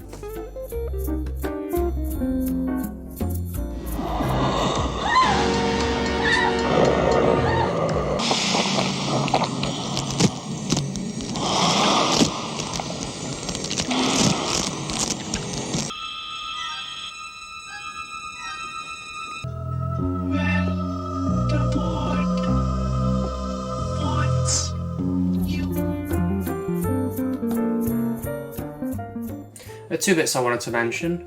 The first one is the scene in the basement where the monsters attack the young couple. The monsters seem pretty well made and pretty interesting, but the whole scene is just full of fart sound effects, which is such a strange choice. I'm wondering whether it's something that was added in the re-edit or something that was left over from the original. Either way, really strange choice. Secondly, the film gets so caught up in this bride subplot that it completely forgets about its main characters, so we never know whether they live or die or what. Again, I'm guessing it's something to do with the change in director, maybe they didn't have enough footage of the original cast or something. Either way, it leaves for a very unsatisfying ending.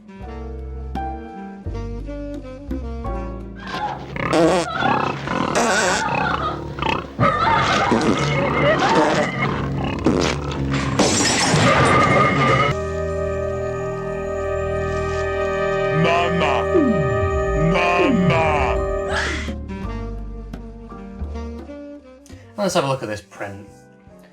It's fine really, a few flickers and it's a little fuzzy. The colours can get a little weird and it's a tad dark at times, but it's completely passable for a Vipco film. Very much the same with the sound, although the Puppet Master dude does sound like he recorded a few of his lines through a tin can. And let's have a look on the disc. Same old stuff really, 3 repeated trailers, chapters selected in a gallery, nothing new. And let's take a look at the case. All seems fine really, apart from this little grammatical error, award-winning visual effect. Just the one, eh? Also the runtime is ever so slightly off, by like under a minute, so I'm really nitpicking there. I find this big image on the back a bit weird though. We haven't seen an image that takes up this much room on one of these before. Overall then, this is one hell of a weird sit. I was definitely entertained for parts of it, but for the rest of it I was just bored out of my mind. It's a shame as well, because some of the special effects are really fun and quite well made. I'm guessing that if Twisted Souls had come out instead of this, it'd have been a hell of a lot better. Oh well, we got this instead. If you do want the upgrade and you're looking for a Blu-ray of this, then you're out of luck in the UK. This is your lot. Not that I'd particularly recommend this one anyway. So, very mixed this time. Let's hope next week is a little bit better, because we're going to be taking a look at Stage Fright.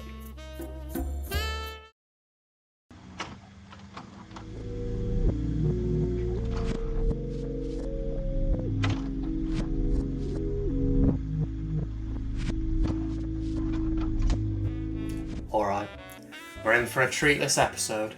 because Jesus Christ, Stage Fright is actually a really good film.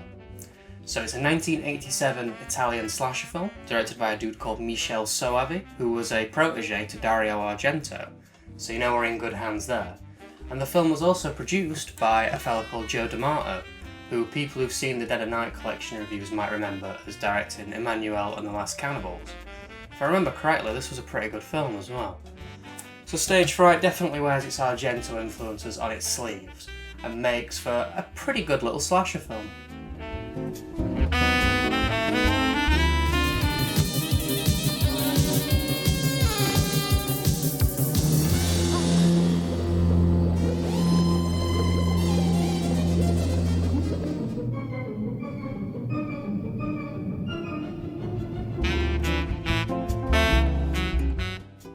The plot centres around a group of actors who are putting on some weird abstract dance performance thing. One of the actors hurts her leg, so she goes to an insane asylum to get it sorted. Makes sense, I guess? She accidentally brings back with her, though, a deranged serial killer, and he proceeds to kill off the actors one by one while dressed in an owl costume. Now, as absurd as all this sounds, it does really work well. The characters are all quite stereotypical, but they are very watchable as well. The acting and dubbing is actually pretty good this time around. You get the odd line here and there that's a little strange, but it's to be expected with this sort of film, and honestly, I always think it adds to the fun. Sybil! Sybil, you on? Floor, and then he cut her into pieces. I don't want to hear. That's horrible. Peter, open this door. Open the door! All right! The editing, pacing and cinematography are all top notch here. There's some really great shots and set pieces. The camera's quite active and it's not afraid to move around with people. Really helps with the tension, and scenes like where the actors are sneaking around in the dark are made a hell of a lot more interesting. It was refreshing finally seeing a film with some well-earned tension in it. It's quite a bright film as well, and the colours really pop. It's definitely an Argento influence there. It's quite a modest film as well. I was expecting a little more sleaze in it, but no, there's only one scene of nudity, and it's done from this weird, like, top-down angle, so you don't really see much. Speaking of not seeing much as well, a lot of the kills are done off screen, but it kind of works well again in this. It comes across more as artful than cheap, and the kills that we do get have got some really good practical effects there, so it's kind of worth the build-up. Really love the killer. The owl mask is an excellent choice, and there's some great shots of him sneaking around and popping up on people.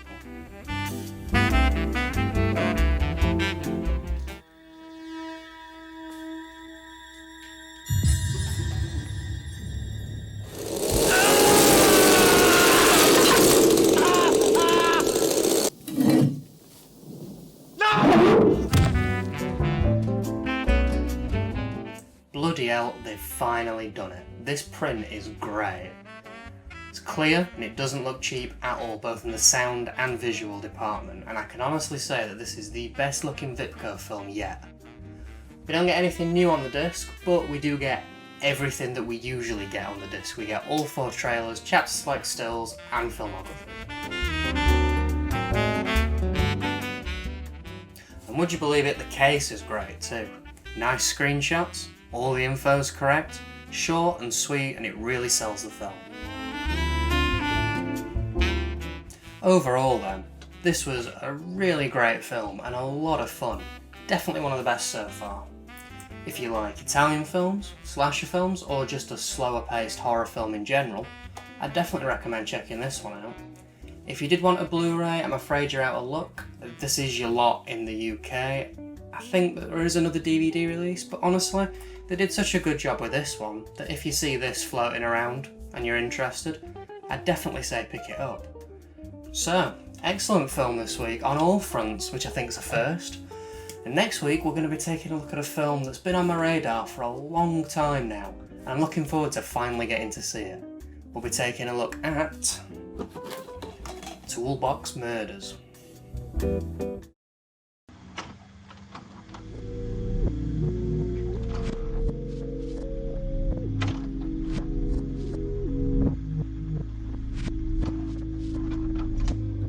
Alright, so we've got another great film this week, Toolbox Murders. So it's a 1978 American slasher film, and the only film to be directed by Dennis Donnelly. He just did a bunch of TV stuff after this. And there's a few famous people in this as well, such as Cameron Mitchell, who's just been in loads of stuff, and Pamela Ferdin, who was a famous child star and voice actor. So Stephen King says that this is one of his favourite films. It doesn't really mean much when you look at the films he's directly been a part of. And in 2004 there was a remake directed by Tobe Hooper, who you may remember from directing Death Trap, which we covered in episode 7. More commonly known though as Eaten Alive. Not to be confused, of course, with Eaten Alive, which we covered in episode 9. But anyway, Toolbox Murders. It's pretty good.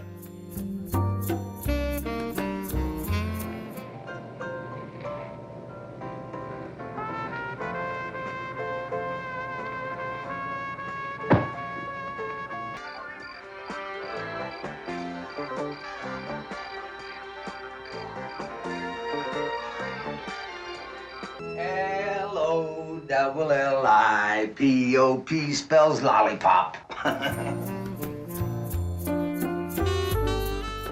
So the film's quite unconventionally structured. For the first 15 minutes or so, we follow the killer around as he kills women with his toolkit, seemingly at random. He kills 4 women and then he kidnaps the 5th, and this is where the plot kicks in. We follow the brother of the kidnapped girl around as he tries to figure out where she is. We also follow the cops as they do much of the same. The killer is fantastic. He's revealed about halfway through the film and he's got some great monologues explaining why he's doing what he's doing. He's full of emotion and he comes across as completely insane. And then there's some brutal twists at the end, and the last 15 minutes are excellent.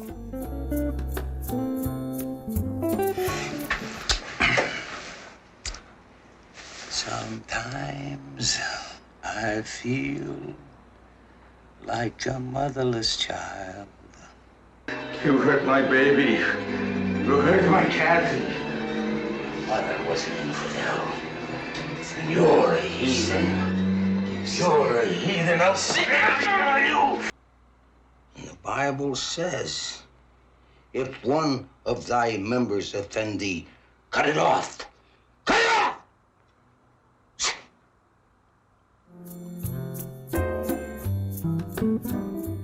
This is one hell of a grimy film. Everything's oozing with dirt and sleaze.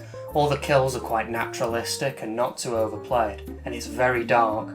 Can make it a little difficult to see what's happening now and then, but if anything it just adds to this uncomfortable atmosphere. It kind of reminded me of Texas Chainsaw Massacre. The acting's not too bad either. There's the odd line here and there that's a bit weird, but outside of that it's fine, and the music is fantastic. A lot of it's diegetic, and it uses a lot of country music, which kind of adds this weird juxtaposition in some of the more brutal scenes. And I absolutely love that every now and then the killer will hum along to the music, just making him even more sinister. Think fast! Thanks.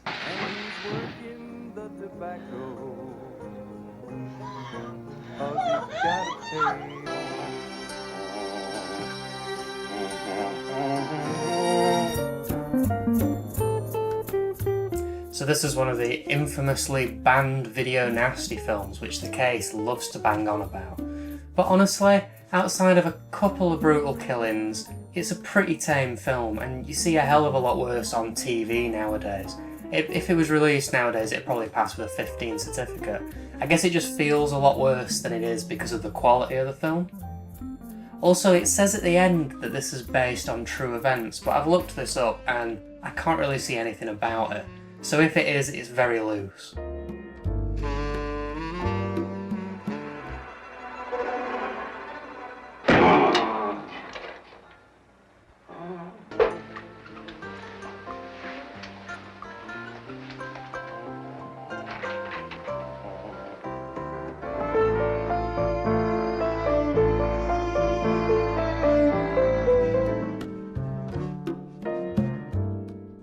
The release isn't amazing. It's weirdly stretched and quite blurry and can get really dark at points, but it kind of adds to the grimy aesthetic really.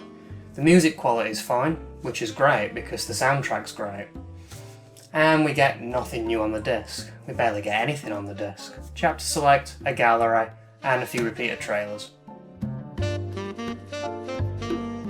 And let's have a look at the case. It's pretty good, sells the film well, and of course bangs on a lot about how this film was banned. Now I've had to censor one of the images. I mean, I could probably get away with showing it, but it is extremely close to nudity, so best not to.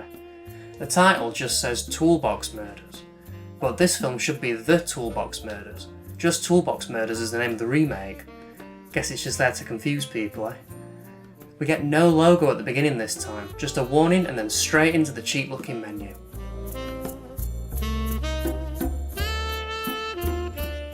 Overall then, this was a great watch, a lot of fun and a must-see for fans of Texas Chainsaw, although I would avoid it if you're a little squeamish around things like violence and rape. If you're looking for the upgrade, 88 Films have got you covered with a Blu-ray, and in this instance, I probably recommend it. I do have the receipt for the film here.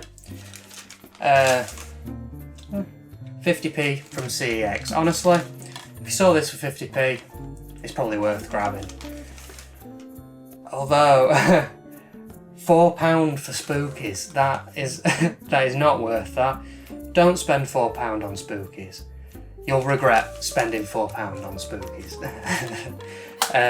Anyway, good film this week, and let's hope we can keep it up next week. I think we've got another anthology film next week. We've not had one of them since the very first episode, so looking forward to this one. So we're going to be checking out Vault of Horror on Screamtime. I wonder if there's a film called Screamtime on the Vipco Vault of Horror collection.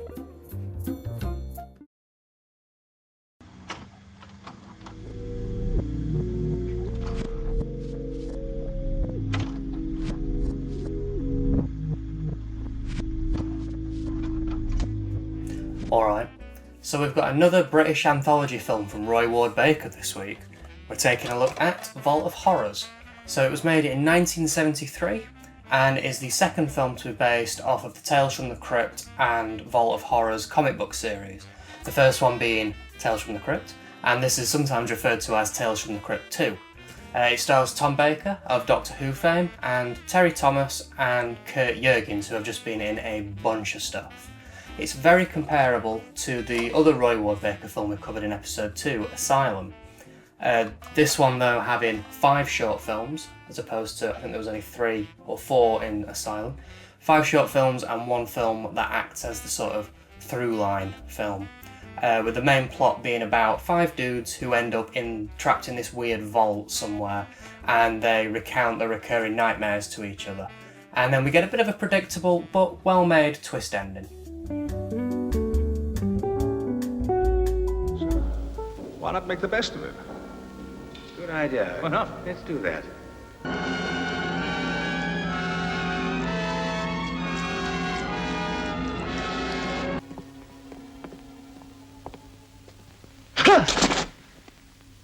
You're a stranger in town, aren't you?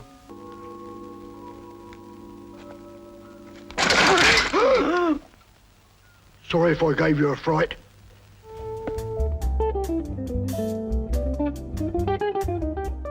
So the acting's pretty decent, everyone's fine, there aren't really any standout performances, but everyone does the job fine really. The film has got a fantastic feel to it, it's really comfy and cosy, and the sets have got a nice, warm, inviting feeling with nice soft lighting. Even the more like horror themed sets, like the graveyards and stuff, they come across as having more of a Halloween vibe than anything terrifying.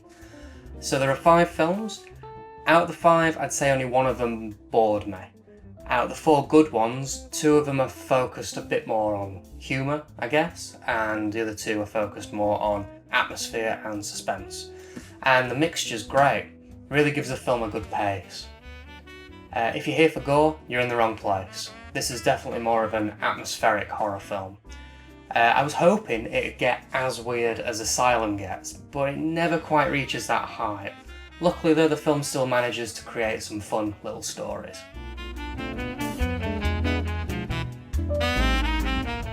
See?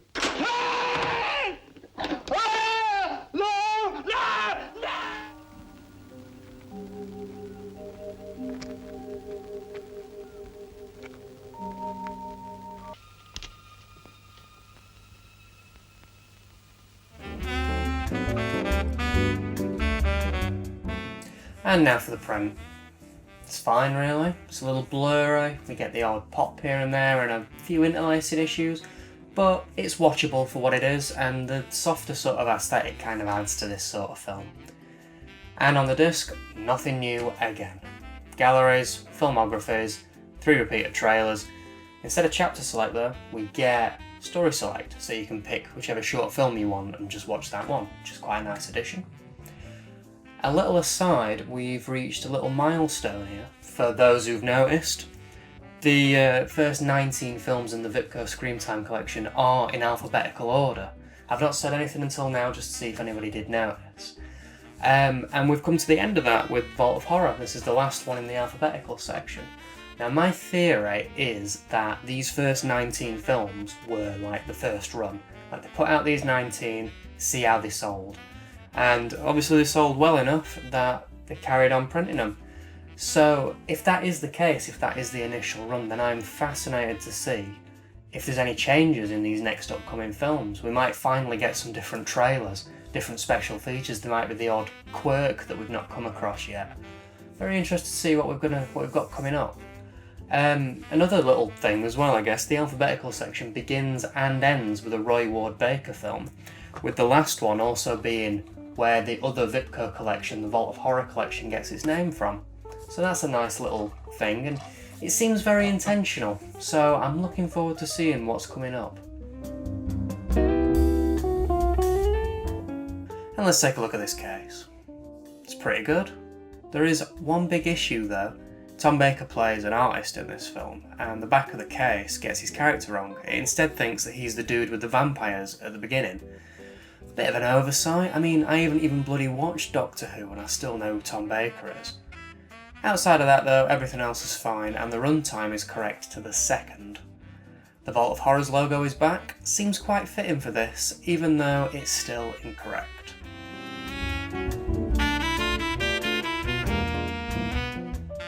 Overall then, I really liked this one. It was cosy and it was fun and it'd be great to pop on around Halloween. If you checked out Asylum and you liked that, or if you're a fan of things like Creepshow, then I'd definitely say give this one a go. If you're looking for the upgrade, then there's a couple of options out there by Final Cut, I think. There's just the Blu-ray of this on its own, and there's also a double feature Blu-ray with Tales from the Crypt. So, a lot of fun this week, and I think that that's going to get passed on to next week's film, as we break away from our alphabetical shackles and venture forth into what the fuck ever territory. Because we're going to be checking out The Incredible Melting Man. Incredible.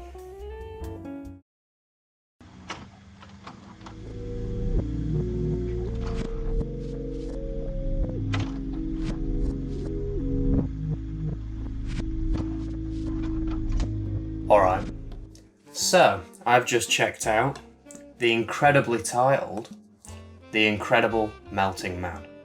And I know what you're all wondering, was it incredible? Well, I wouldn't go that far, but it was pretty good. So it's a 1977 American sci-fi body horror film directed by William Sachs. Now, he was a big fan of surrealism and comedy, and he wanted this film to have those two elements in it. But the producers got a hold of it and re-edited it to have a more serious tone, which, if you ask me, was a terrible idea. I mean, it's about a dude who melts. That concept should not be done seriously.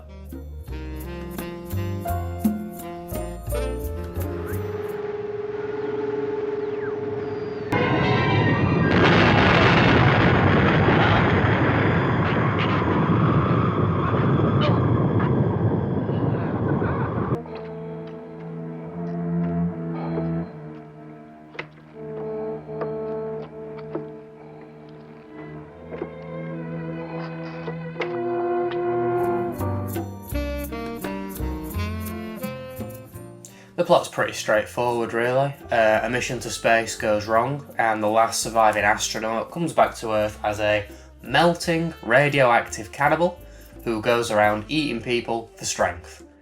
And we follow a doctor and a general as they try and find him and stop him. Bit of a weird set, not gonna lie. So this film has got one really good element and one really bad element. I'll start with the good. The effects are excellent. Mainly the melting. We don't really get much outside of the melting, but the melting's enough to stand on its own and it really steals the show. The effects are done by a dude called Rick Baker, who did the special effects for An American Werewolf in London. So you know it's going to be good, and he's really good in this.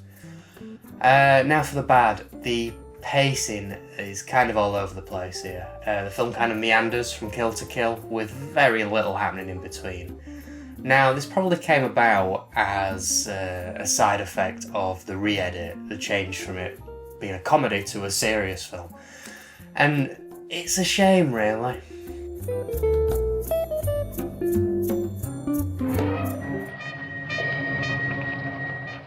Houston calling Scorpio 5. Steve, do you read me?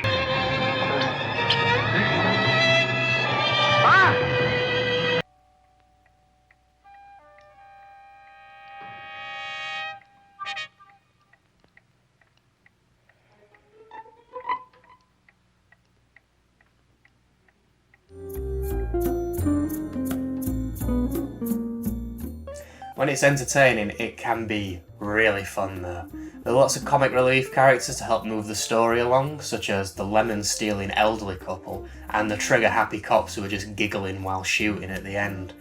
And all the acting's that fun, silly, campy acting that I just love. Now, a lot of the kills are actually done off screen, which is a bit of a shame, but the kills that we do get to see are fantastic, such as the dude falling onto the electrical cables and exploding, and of course, the big finale, the big melt, which is masterfully done.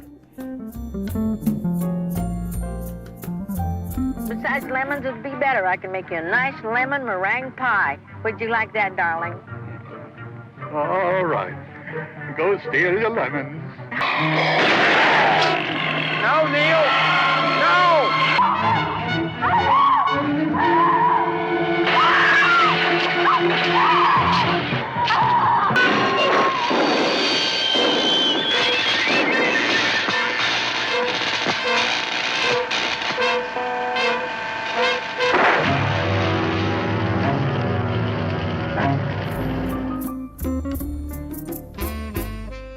So how does Vipco decide to treat this film?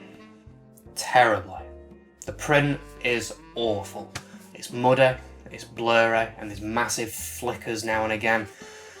This film relies heavily on its special effects, and when you can barely see what the hell's happening because of a shitty print, it kinda ruins the whole thing. And do we get anything new on the disc? Now that we're out of the alphabetical section? No. No we don't. But we do get everything. We get chapter select stills, filmographies, and all 4 of the repeated trailers. Kind of a disappointment, but what can you do, eh? And the case isn't much better. It reads pretty well to start off with, but then you notice things like here, where they say that there's 6 things the Mountain Man needs, and then proceed to list 5. And they also spelt werewolf wrong here. Seems a little stupid. Outside of that though, the info is correct. We get the Vault of Horrors logo again, no change there either, and again, I'm not going to mention this again until it changes in some way.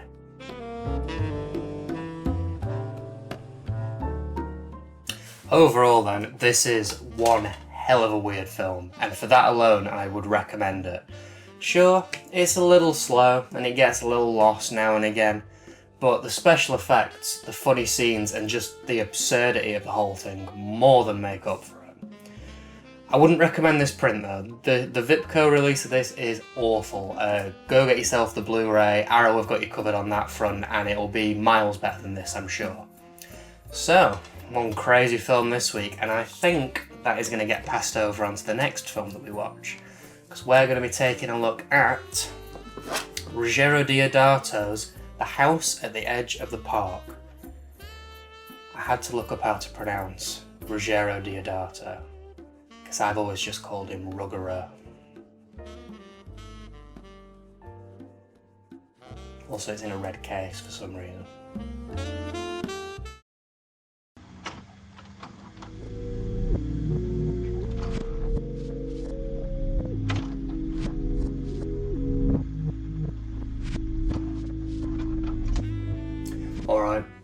So, we've got a real short one this week. Coming in at just 76 minutes, we're taking a look at The House on the Edge of the Park. And it was pretty good, apart from one massive issue, but we'll talk about that more later on. So it's a 1980 Italian exploitation film, directed by Ruggero Deodato, who's probably best known for directing the infamous Cannibal Holocaust. And the film stars Giovanni Ribisi, who we've seen twice already. He was in City of the Living Dead, which we covered in episode 5, and he was also in Stage Fright, which we covered in episode 18, I believe. And the film also stars David Hess, who is very well known for being in Wes Craven's The Last House on the Left, which, funnily enough, this film heavily inspired this one. Get ready for some sleaze, it's exploitation time. How it changed? You said I could come along tonight. And that's gossip. Are we gonna boogie? That too.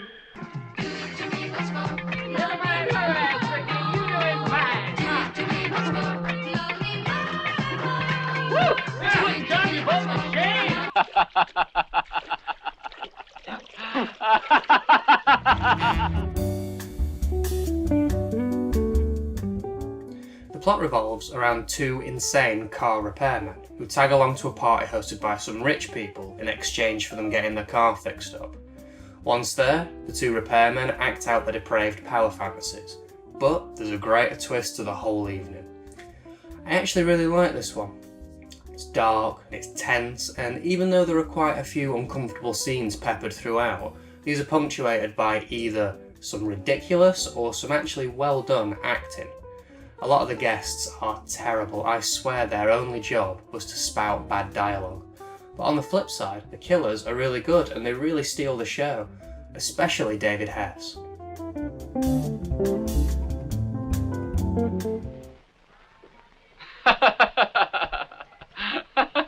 Why that look?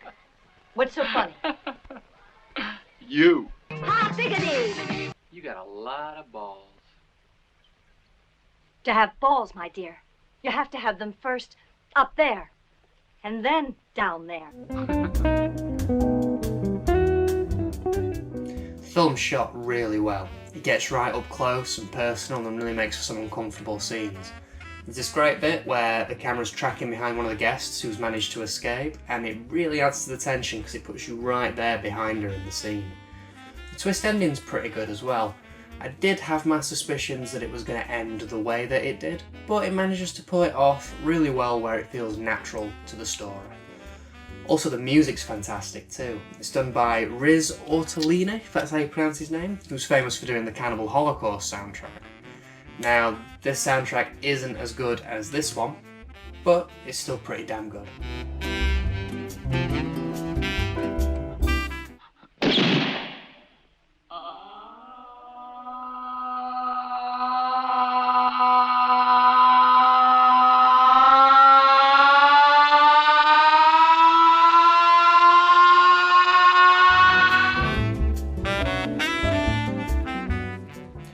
So what's the big problem with this film then? I mean, so far it comes across as quite a well-made exploitation film. Could it be the print? No. Both the audio and the visual are very clear and well done, and in fact, I'd go so far as to say that this is an excellent example of a Vipco release. Could it be what's on the disc then, special features? No, again, no. I mean, we get nothing new here, but we get everything that we expect to get. We get all 4 repeated trailers, chapter select stills and filmographers. No, the big issue with this film is the cut. Now, this is a notorious video nasty that's been banned and cut over the years, and this version, fucking BBFC got their hands on this one in a big bad way, because this is missing nearly 12 minutes of footage, which I think is absolutely ridiculous, and it explains why the runtime is so short. Now, apparently, a lot of the stuff that got cut out was the sleaziest stuff, you know, the rape scenes and the violence. And luckily, this film is engaging enough to survive the chopping block. But honestly, I would much rather see this film in its intended form, rather than this butchered mess. Fucking BBFC, man. Now let's take a look at this weird case. They went a little overboard with the description, and it reads clunky with strange short sentences. It feels like it was trying to be funny maybe, not sure. Also, it gets a few bits wrong here and there, such as here where it says Alex refuses the $50 a day offer. Now they only offer him $40 and it's not for the day, it's just for a quick fix. And then here, a pistol found by chance. That's not how it plays out in the film. And then it just completely gives away the ending. Also we get this cropped poster image, no screenshots from the film or anything like that. It's just a bit of a shit one this time. Overall then, I really enjoyed this one. It's got entertaining acting, uncomfortable scenes, and just everything that you'd want from an exploitation film really. It's not for the faint-hearted, but if you feel like you can hack it and you're a fan of things like Last House on the Left, I'd definitely say give this one a go. But not this release, not this cut. It is far too heavily cut down from what it was intended to be, and the cuts are really obvious at that. Now Shameless have put out another DVD, and this one is still cut but only by 2 minutes, so it's better than this, but in my opinion, still not good enough. If you want a fully uncut version, I'm afraid you're going to have to import. So, a great film, fucked over by the BBFC this week. Hopefully next week we get something a little better. So we're going to be taking a look at Umberto Lenzi's Ghost House.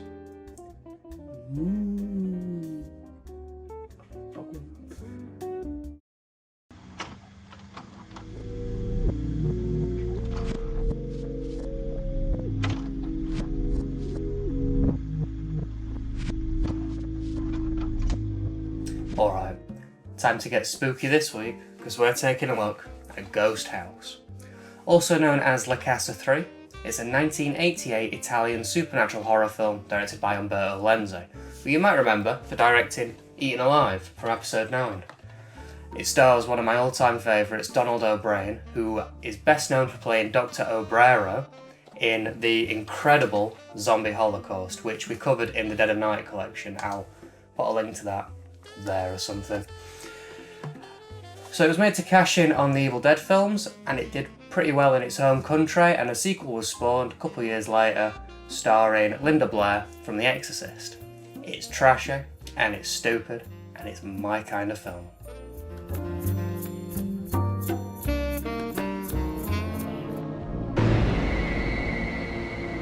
Paul.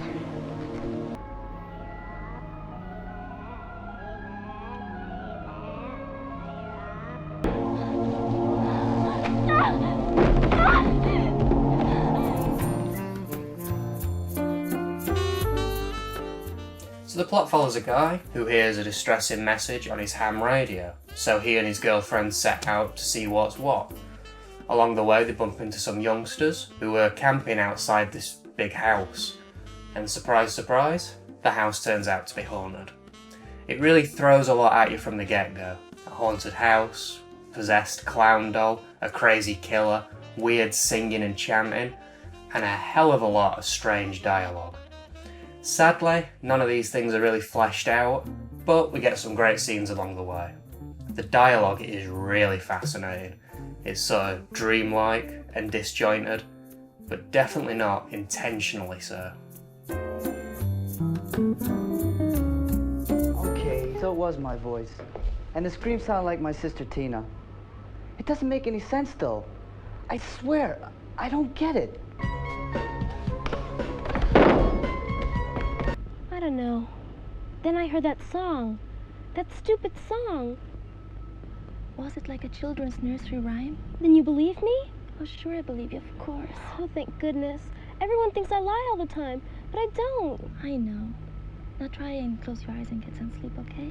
Okay. Maybe there's something supernatural about all this, guys. I don't know. All I know are computers. The acting generally falls into the entertainingly bad category, which is great. It makes the characters a lot more fun to watch.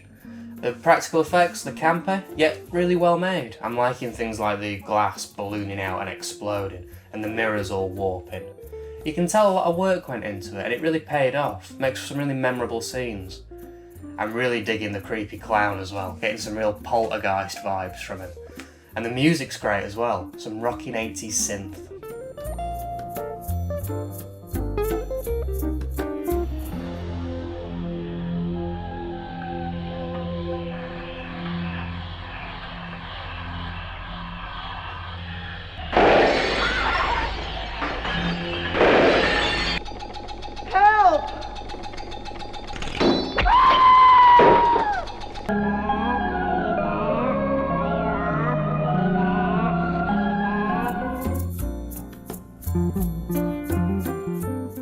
There are a few more weird bits for this film, outside of the writing and acting. Firstly, the film takes place, for the most part, in broad daylight, probably the sunniest day with like bright blue skies, which seems kinda counterintuitive when you're making a haunted house film. And tying into this, a lot of the film takes place away from the house, which is a massive shame because a lot of the best scenes are in the house. It could definitely have done with a few more haunting scenes, and it just kind of seems like a big missed opportunity.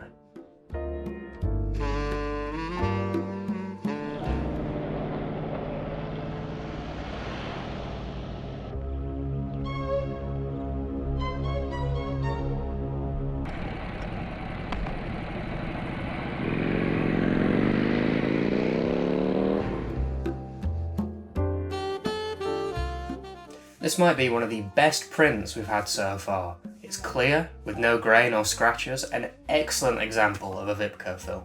Maybe they're finally getting the hang of things. And on the disc, we get nothing new, but we do get everything again. At least they're consistently giving us everything. Now, this is one strange case. Firstly, it's laid out in columns like a newspaper. If that isn't weird enough, it's all very opinion-based, saying that it's hugely enjoyable for Vipco fans, and describing one of the characters as having a face like a slapped arse, which just seems pretty mean, really. And it's mad that this was printed on the back of a film. We also get a few errors, 2 examples of no spaces after a full stop, here and here. I do like the screenshots that they've used, but it just doesn't make up for how weirdly this whole thing reads. Such a strange, strange case.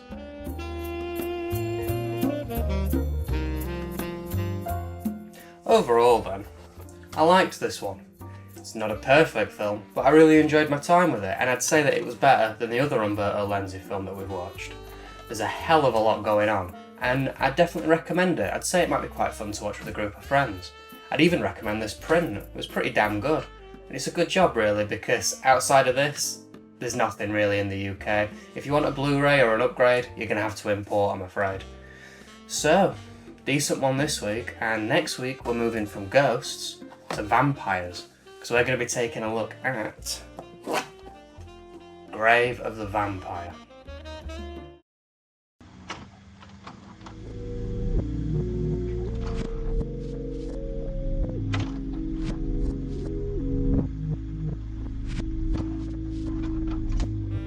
Alright, this week is Grave of the Vampires. How exciting. So it's an American horror film from 1972, directed by John Hayes, not John Hughes like I keep nearly bloody saying, who has done nothing that I've ever heard of. And it stars William Smith from Maniac Cop and Michael Pataki from Halloween 4. And I'm going to warn you now, this is not a great film.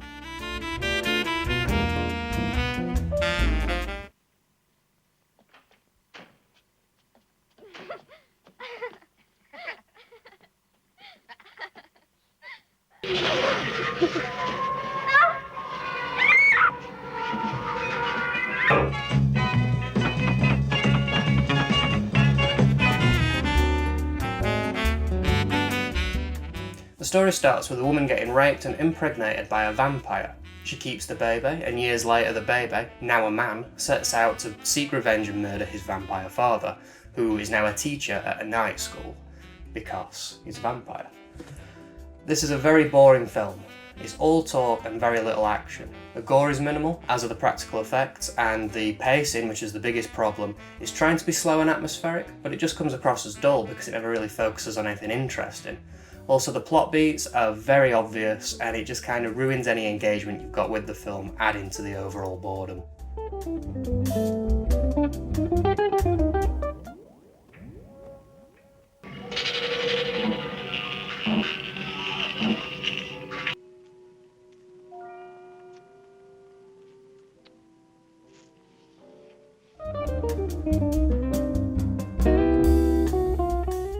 There are a couple of interesting bits now and again. I quite like the fight at the end, and the old man vampire hobbling about at the beginning had me chuckling. And there's the odd bit of naff acting and weird line. But outside of that, the whole film just kind of felt soulless and bland. A little bit like a vampire, really.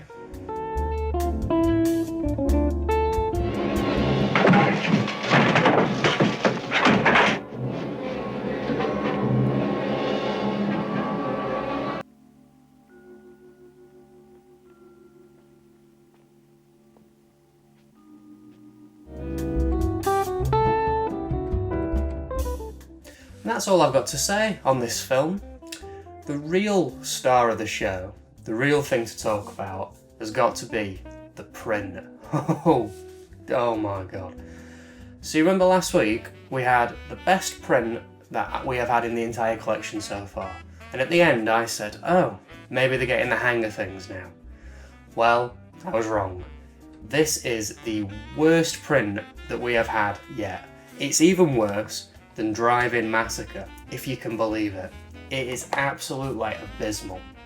It's flickery and really grainy all the way throughout. The colours are off, there's ghosting and interlacing issues, the darks all blur into one, and worst of all, it skips, meaning that partway through a scene, it'll just jump, cutting out a big part of the dialogue, which was hard enough to understand in the first place. Just an absolutely abysmal print. And I think it might have massively hindered my enjoyment of the film. You remember earlier when I said that the slow and atmospheric shots don't really focus on anything interesting? Well, they might have been focusing on something interesting, but I just couldn't make out what the hell was happening. Here's some examples.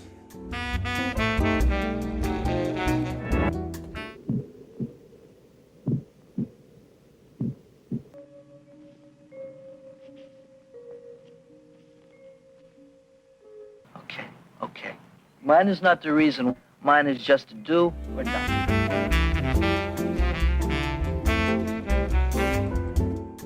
And let's take a look at the case. Seems fine, really. Really bigs the film up and all the info's correct. Much better job than the print. And on the disc, we get nothing new. Same old stuff, but once again we do get everything. Overall then, I found this to be a dull and forgettable sit. Did get a couple of laughs, but that's about it. And what made the whole thing a hell of a lot worse was the terrible print. It was barely watchable and it looks like they found the negatives in the bin. If for some reason you are interested in checking this out and you want the upgrade, then I'm afraid you're out of luck for the UK unless you're willing to import. Now there is a version on Amazon Prime, and I thought, ooh, I wonder if it's a different, better print, maybe the print for the American Blu-ray. No, it's not, no. It looks like it's the same print as this, but slightly worse. It's in 4:3 and it's really blurry on top of everything else that's wrong with it. So if I were you, I'd just completely avoid this one. So, a load of rubbish this week. And next week, we're going to be checking out the Nostril Picker. Send help.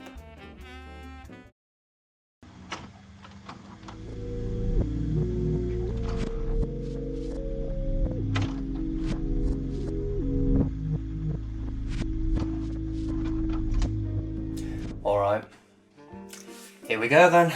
The Nostril Picker. What the hell is this 76-minute long film really all about? We'll start with some background information. So it's a 1993 American horror film from Michigan, directed by Mark Nowicki. Not by Patrick J. Matthews, which the case will try and have you believe for some reason. So we follow a pervert who gains magical abilities from a homeless man. He can now change forms when he hums London Bridge is Falling Down. He does this to change into a young teenage girl so he can perv on other teenage girls and eventually kill them, but he's being followed and tracked by a discount Dr. Loomis. This is one weird sit.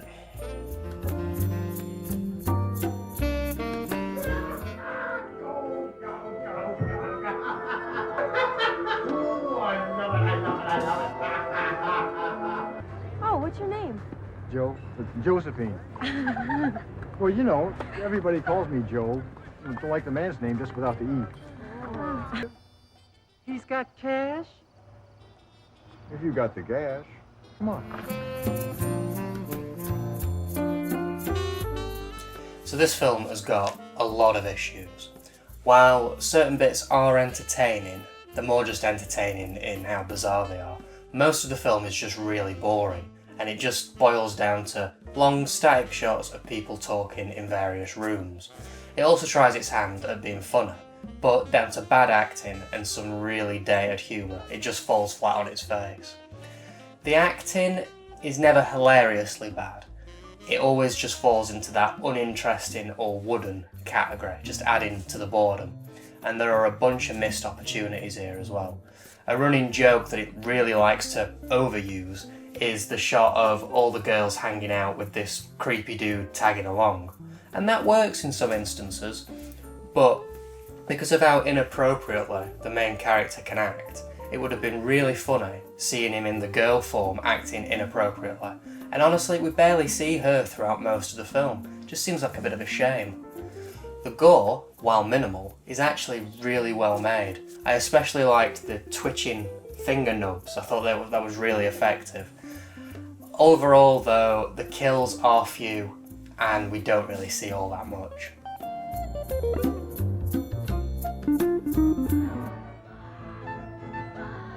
That's the same as the other one. Victim was sliced up pretty good with a large knife. And the bite marks are human. Looks like the same guy. And judging by the depth of the wound on her neck, I'd say the victim died almost instantly. You went home with a teenage girl. Once at her place, she turned into a middle-aged man and he tried to kill you. Is that right? More or less. There's a couple of things I wanted to mention about this film. Firstly, I have seen it before. I watched it back in 2012 with a mate of mine while we were at uni. And there was this one scene that we just could not believe when it came on. It's the montage at the school where the song "I'm Gonna Get Me Some Schooling" kicks in.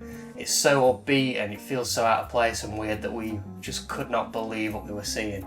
And I'd go so far as to say it's a good scene, because it stuck with us and we still quote it to this day. Secondly, the film is called The Nostril Picker. And it says on the back of the box, he picks his nose, he turns into a girl. That isn't necessarily true. He does pick his nose once or twice, but it has no magical effect on him. It's not even a character-defining trait of his, he just happens to do it in one or two scenes. So why the hell is it called The Nostril Picker? And thirdly, this film really likes to wear its influences on its sleeve. Here's a couple that I noticed. It just blatantly mentions Siskel and Ebert. There's a house on Elm Street, and the family in the house are the Manson family. And the most obvious one, the main character, is called Joe Bukowski. So, I'd rather be reading some Bukowski than watching this.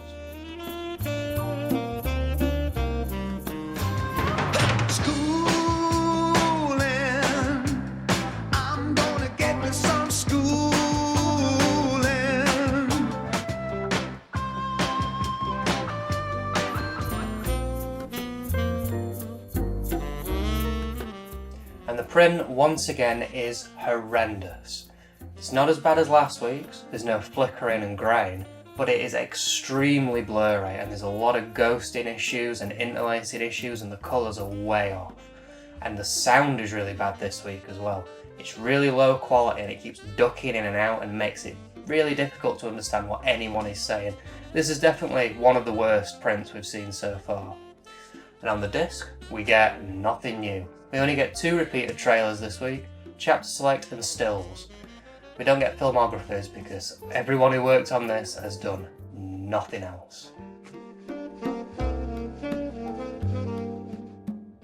And let's take a look at this case. This is by far the shortest bit of information we've had on the back of one of these. It reads more like a tagline than an actual description. I guess they had nothing to say about it really.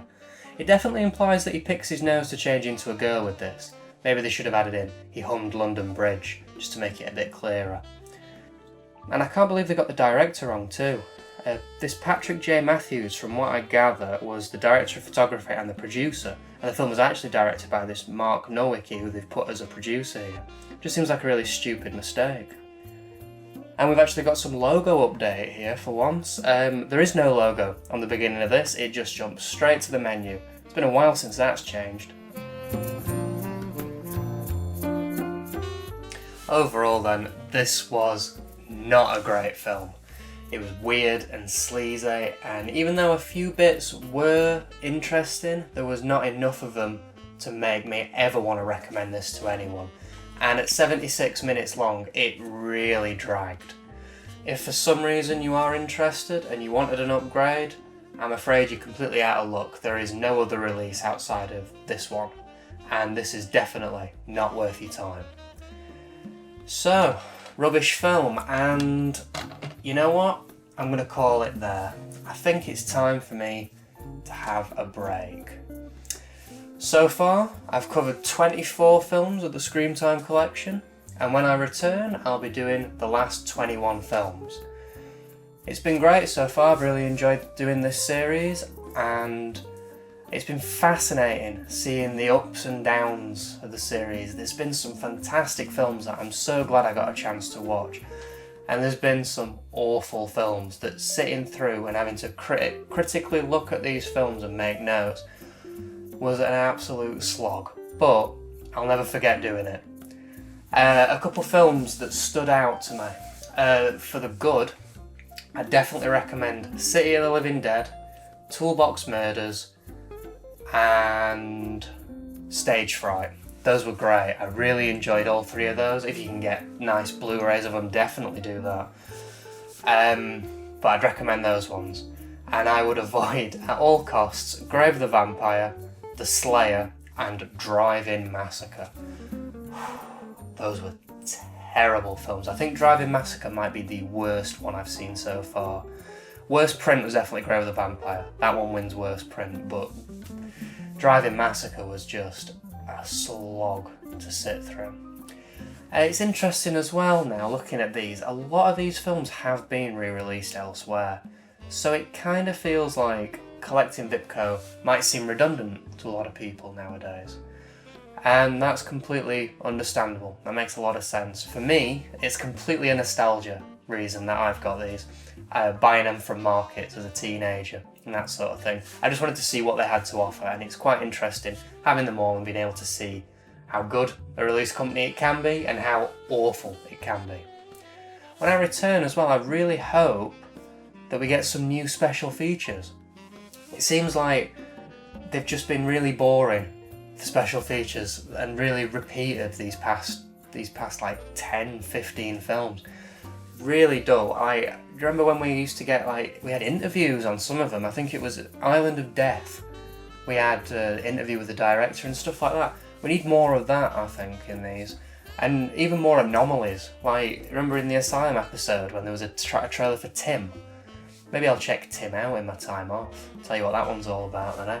Like, why is that a trailer in this? It has nothing to do with this series at all. It baffles me. It really does baffle me. Anyway, it's been a lot of fun. And thank you for watching, and thank you to the patrons as well. They've really helped me make this series. Couldn't have done it without you. And I'll be back in October 2021, where I'll be looking at the second half of the Vipco Screamtime Collection. So I'll see you then.